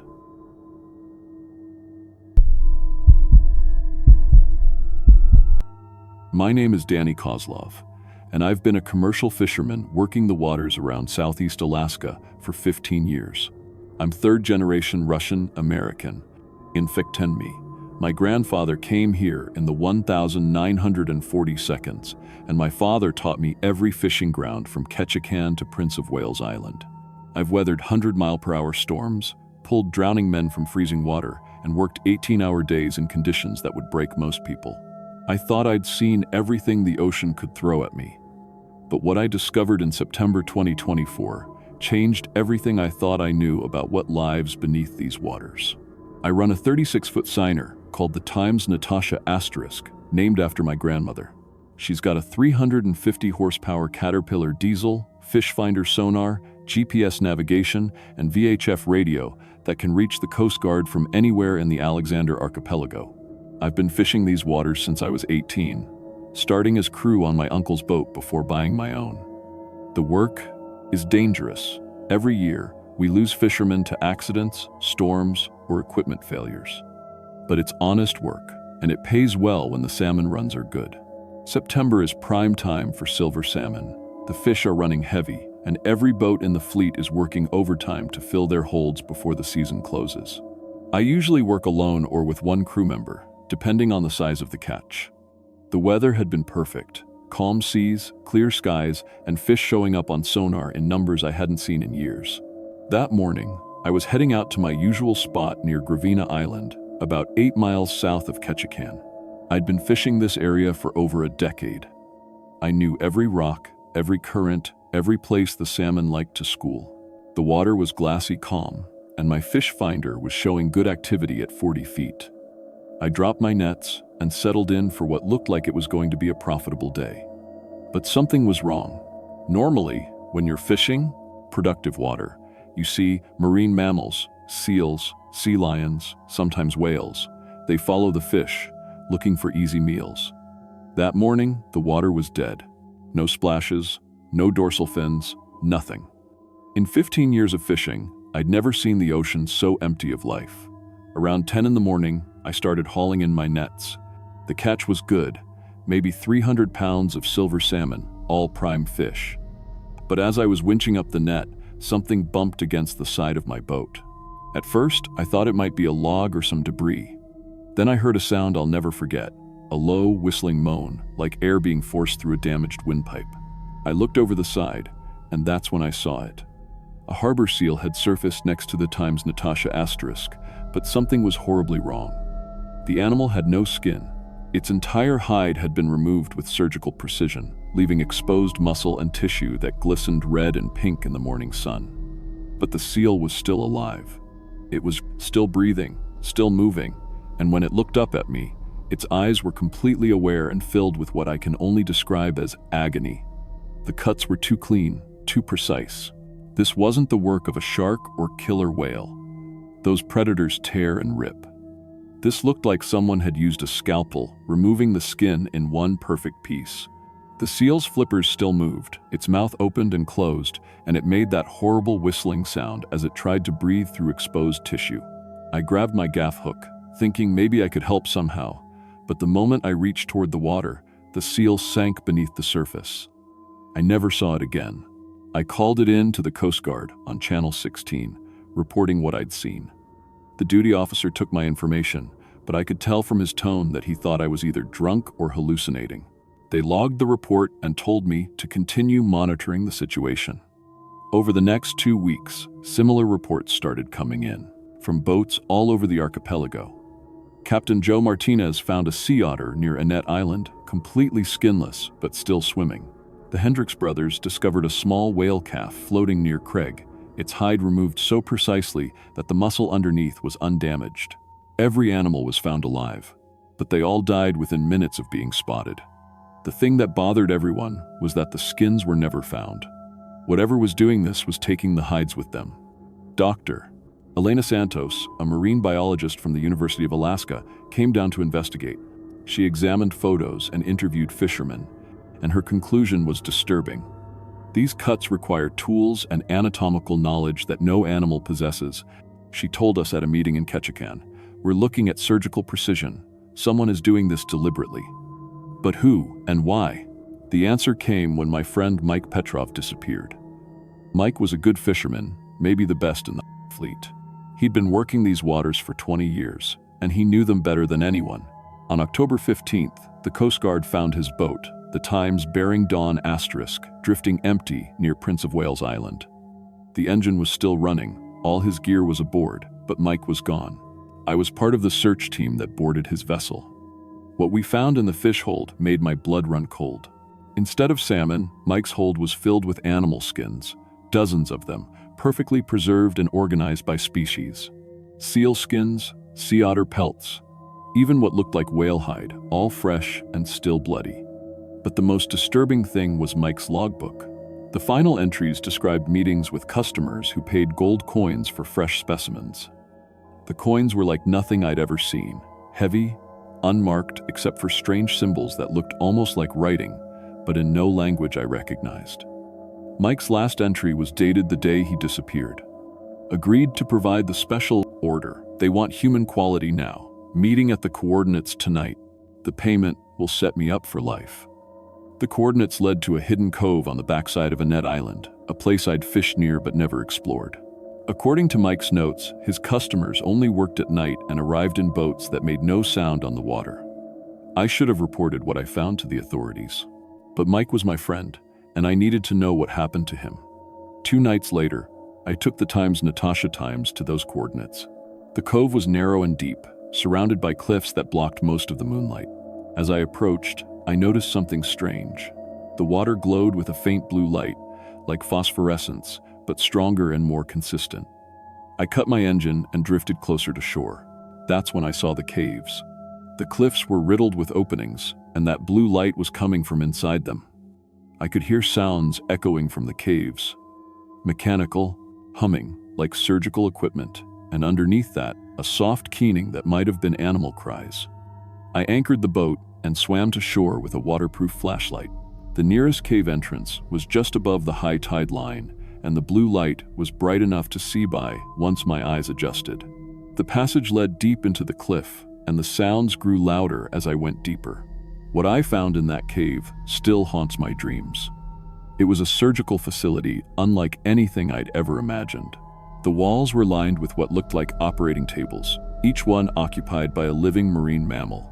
Seals, sea otters, even small whales were restrained on these tables while tall, pale figures worked on them with instruments that gleamed in the blue light. The figures weren't human. They were roughly human-shaped but too tall, too thin, with skin like polished marble and no facial features. No eyes, no nose, no mouth.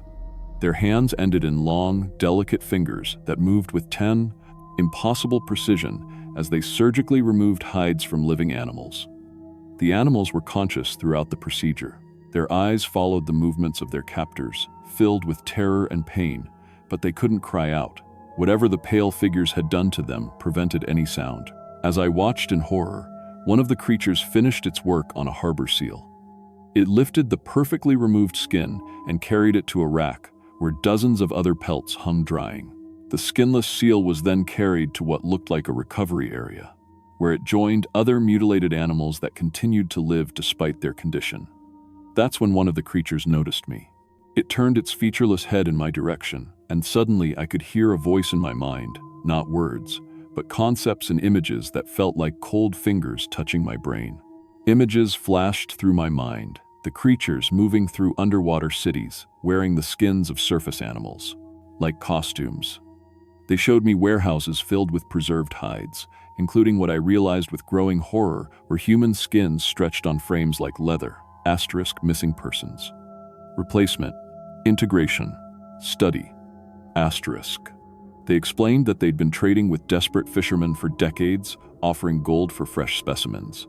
But now they were moving to the next phase of their plan, infiltrating coastal communities by wearing human skin like disguises. They showed me what had happened to Mike.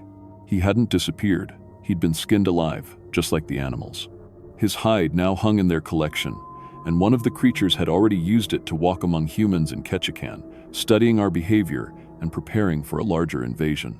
The creature extended one of its impossibly long hands, and I saw more of those strange gold coins resting in its palm. They were offering me Mike's position, wealth beyond imagining, in exchange for providing them with human specimens. I pretended to consider their offer, while my mind raced for an escape plan. I nodded and reached out as if to take the coins, but instead of accepting them, I grabbed my flashlight and smashed it against the cave wall. The sudden darkness confused them for just a moment, but it was enough. I ran for the cave entrance, hearing that mechanical humming rise to an angry whine behind me. As I reached the water, I could hear them pursuing me, not running, but moving through the cave with fluid, inhuman grace. I dove into the cove and swam for my boat as fast as I could. The water around me began to glow brighter, and I realized the creatures were moving beneath me, flowing through the water like it was air. Their pale forms darted past me, and I felt cold fingers brush against my legs as they tried to grab me.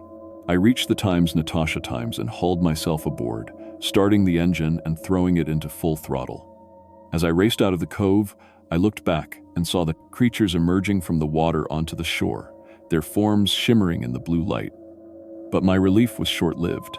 When I reached open water and tried to radio the Coast Guard, my crew member Tommy answered instead of the usual duty officer. Tommy shouldn't have been on my boat. I'd been working alone that night.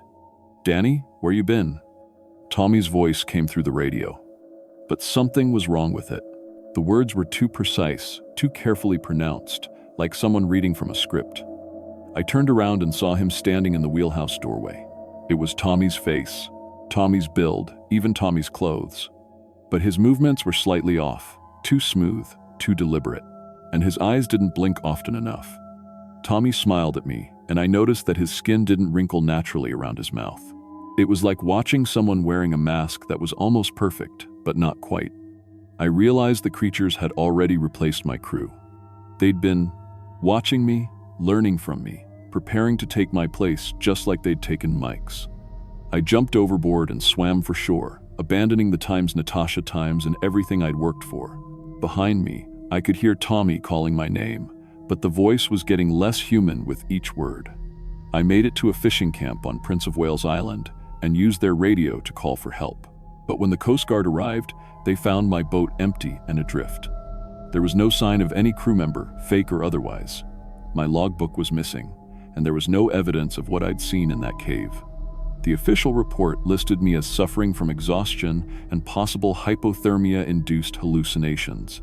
I was given a psychological evaluation and cleared for duty, but my fishing license was suspended pending a full investigation. That was 2 months ago. I haven't been back on the water since. The skinless animals have stopped appearing, at least no one's reporting them anymore. But I've been watching the people of Ketchikan, and I've noticed things, subtle things. People who move a little too precisely, who speak a little too carefully, whose skin doesn't wrinkle quite right when they smile. I think the creature's plan is working. They're replacing us, one by one, using the skins of people like Mike Petrov. And the worst part is, no one believes me. If you're a fisherman working these waters, be careful who you trust. If someone offers you gold coins for unusual catches, don't take them. And if you see animals without their skin, still alive and swimming, get as far away as you can. The skin traders are still out there, and they're not finished with their harvest.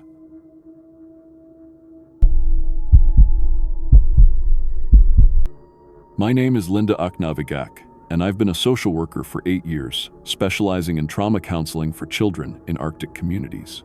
I'm a Nupiat myself, born and raised in Utqiagvik, what most people still call Barrow, so I understand the unique challenges our kids face up here.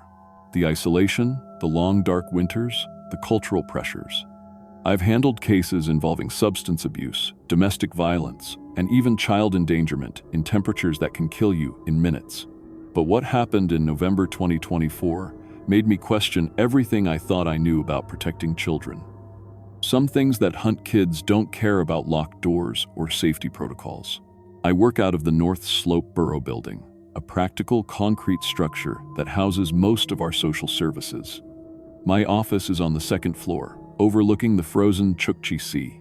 The building runs on diesel generators, and the heating system sounds like a jet engine, but it keeps us warm when it's 40 below outside. My caseload usually runs about 30 kids, ranging from behavioral issues to family crisis intervention.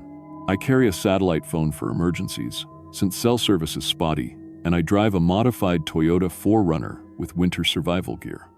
The job isn't easy. Working with traumatized children requires patience, cultural sensitivity, and the ability to spot signs that others miss. I've completed specialized training in Arctic psychology and traditional healing practices. My grandmother was a healer, and she taught me that some problems need more than just Western medicine. The elders trust me because I respect the old ways while using modern tools. That combination saved my life. November in Barrow means permanent darkness. The sun disappeared on November 18th and wouldn't return until late January. By the third week of November, I was handling my usual winter spike in cases. Seasonal depression hits hard when you don't see daylight for 2 months. But this year was different. I started getting calls about children exhibiting identical behavioral problems across the community.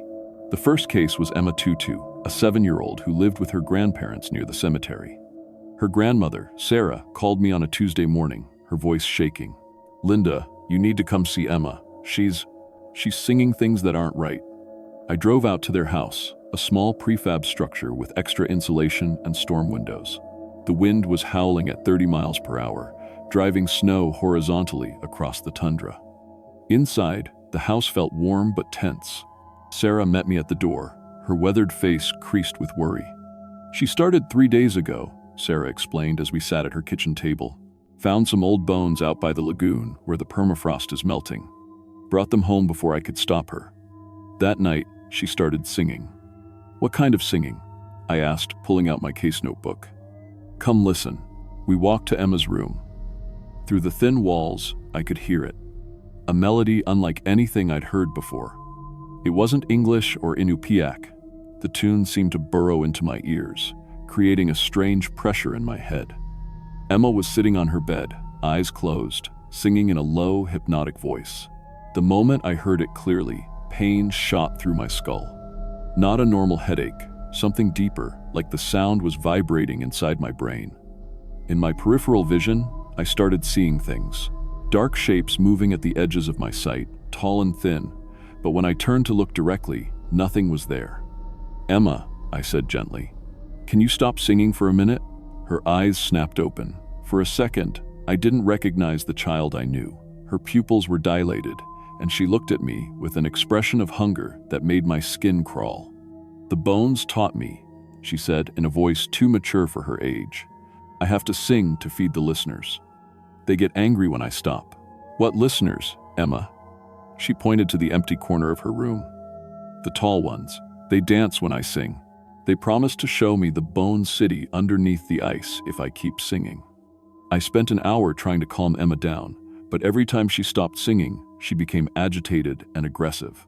She actually tried to bite her grandmother when Sarah attempted to take the bones away. I'd never seen behavior like this in 8 years of social work. Over the next week, I received 6 more calls about children exhibiting identical symptoms. All of them had been exposed to Emma's singing, at school, at the community center, or while playing outside. The melody spread like a contagion. Kids who heard it became obsessed with learning it, humming it constantly, then progressing to full singing sessions that could last for hours. Each affected child described the same vision, tall, skeletal figures that appeared when they sang. The children called them the listeners and claimed they lived in an underground city made of bones. What terrified me was the consistency of these descriptions. 7 different children, ages 5 to 12, all describing identical entities. My professional training told me this was mass hysteria or some kind of psychological contagion. Children are susceptible to suggestion, especially in isolated communities during stressful periods. But the physical symptoms couldn't be explained away. Every adult who listened to the singing for more than a few minutes developed severe headaches and visual hallucinations. I documented everything carefully, following proper case protocols. I contacted Child Protective Services in Anchorage, but they couldn't send anyone for at least a week due to weather. I was on my own. By the second week, I had 23 affected children on my caseload. The singing was becoming more complex. The kids were forming groups, creating harmonies that made the psychological effects even stronger. Parents were calling in panic, reporting that their children sang in their sleep and became violent when awakened. I decided to investigate the site where Emma had found the original bones. The location was about 2 miles east of town, near an area where recent warming had melted sections of permafrost that had been frozen for centuries. I drove out on a Wednesday morning when the wind had died down. The excavation site was obviously not natural. Ancient human remains were exposed in deliberate patterns, circular arrangements with the bones positioned at specific angles. I'm not an archaeologist, but even I could see that someone had arranged these remains intentionally. The bones showed signs of modification, small holes drilled into femurs and ribs, markings carved into skulls. I took photos with my phone and collected a small sample for analysis. The bones felt oddly warm despite the sub-zero temperature, and touching them made my teeth ache. That night, I contacted Dr. James Tikivik, an elder and traditional healer who had worked with my grandmother. If anyone would know about the historical significance of this site, it would be him. Those bones belong to the Kakortok, he told me over the phone, his voice heavy with concern. A cannibalistic cult that our ancestors drove out 800 years ago. They practiced bone magic, believed that consuming human bone marrow would give them supernatural abilities. What happened to them? Our people trapped their spirits in their own bones as punishment, buried them in the deep permafrost where they couldn't hurt anyone. But if the ice is melting, the temperature in my office seemed to drop 20 degrees. Dr. Tikivik, the children are singing songs they claim the bones taught them. The Kakortok feed by drawing calcium from living bones. The singing is how they call children to them. Linda, you need to stop this before they fully manifest. Fully manifest. The spirits have been feeding through the children's singing. Soon they'll be strong enough to take physical form. When that happens, they'll start the harvest. The next day, I called an emergency meeting at the community center. 15 families with affected children attended. The moment we gathered the kids in one room, they began singing together. The harmonized melody was incredibly powerful. Adults were collapsing within minutes, overwhelmed by hallucinations and pain. That's when I saw them. The listeners materialized around the singing children like smoke becoming solid. They were humanoid but wrong in every way. Elongated skeletons with visible rib cages, skulls stretched vertically, and arms that hung down to their knees. They moved by vibrating their bones, creating the haunting melodies that the children had been learning. The creatures danced around the kids in complex patterns, their bone-rattling movements perfectly synchronized with the singing. And I realized with horror that the children were getting thinner. Their cheeks were more sunken, their posture was changing as their spines weakened. "Stop!" I screamed, but the children couldn't hear me over their own singing. One of the entities turned toward me. Its skull face had empty sockets where eyes should be, but I felt its attention like ice water in my veins. When it opened its mouth, bone dust poured out instead of breath. "Join us," it said in a voice like breaking pottery. "Bring us more singers, and we will share the eternal dance with you." I ran. That night, I worked with Dr. Tikivik and 2 other traditional healers to prepare a countersong, an ancient Inupiaq melody that our ancestors had used to repel the Kakortok. We practiced for hours until we could perform it properly. The next morning, we returned to the community center. The affected children were still there, still singing, but they looked worse. Several had lost teeth, others were developing visible bone deformities. The skeletal entities were more solid now, more real. We began our countersong. The effect was immediate. The bone dancers writhed and shrieked, their forms becoming less stable. The children's harmonies faltered as our melody disrupted their connection to the spirits. But the entities weren't giving up easily. The largest skeleton lunged toward me, its bone claws reaching for my throat. I kept singing, even as it raked across my shoulder, tearing through my jacket. The other healers maintained the rhythm while I stumbled backward. The battle lasted 20 minutes, our voices against theirs, traditional protection songs against supernatural predation. Finally, the entities began to fade, retreating into the shadows as our counter-melody overwhelmed their bone music. The children collapsed in exhaustion, but they were breathing normally for the first time in weeks. We established a quarantine protocol for the affected kids and began intensive treatment using traditional healing songs combined with medical monitoring. It took 6 weeks, but we managed to reverse most of the bone deterioration. 3 children required long-term physical therapy, but they all survived. I submitted my official report to the state, documenting everything as a case of mass psychological episode with unknown environmental factors. The bone site was officially sealed and marked as contaminated. Dr. Tukivik arranged for traditional blessing ceremonies to reinforce the spiritual barriers. But I know the truth. Climate change is melting permafrost across the Arctic, exposing things that were buried for good reasons. The Kakratok are still out there, waiting for more children to find their bones, waiting for more singers to feed their hunger. I still work as a social worker, but now I carry traditional protection items along with my case files. I've trained other workers to recognize the signs of supernatural predation, and every time I get a call about children exhibiting unusual behavior near melting permafrost sites, my blood runs cold. The bone singers are patient. They've waited 800 years. They can wait longer. But so can we.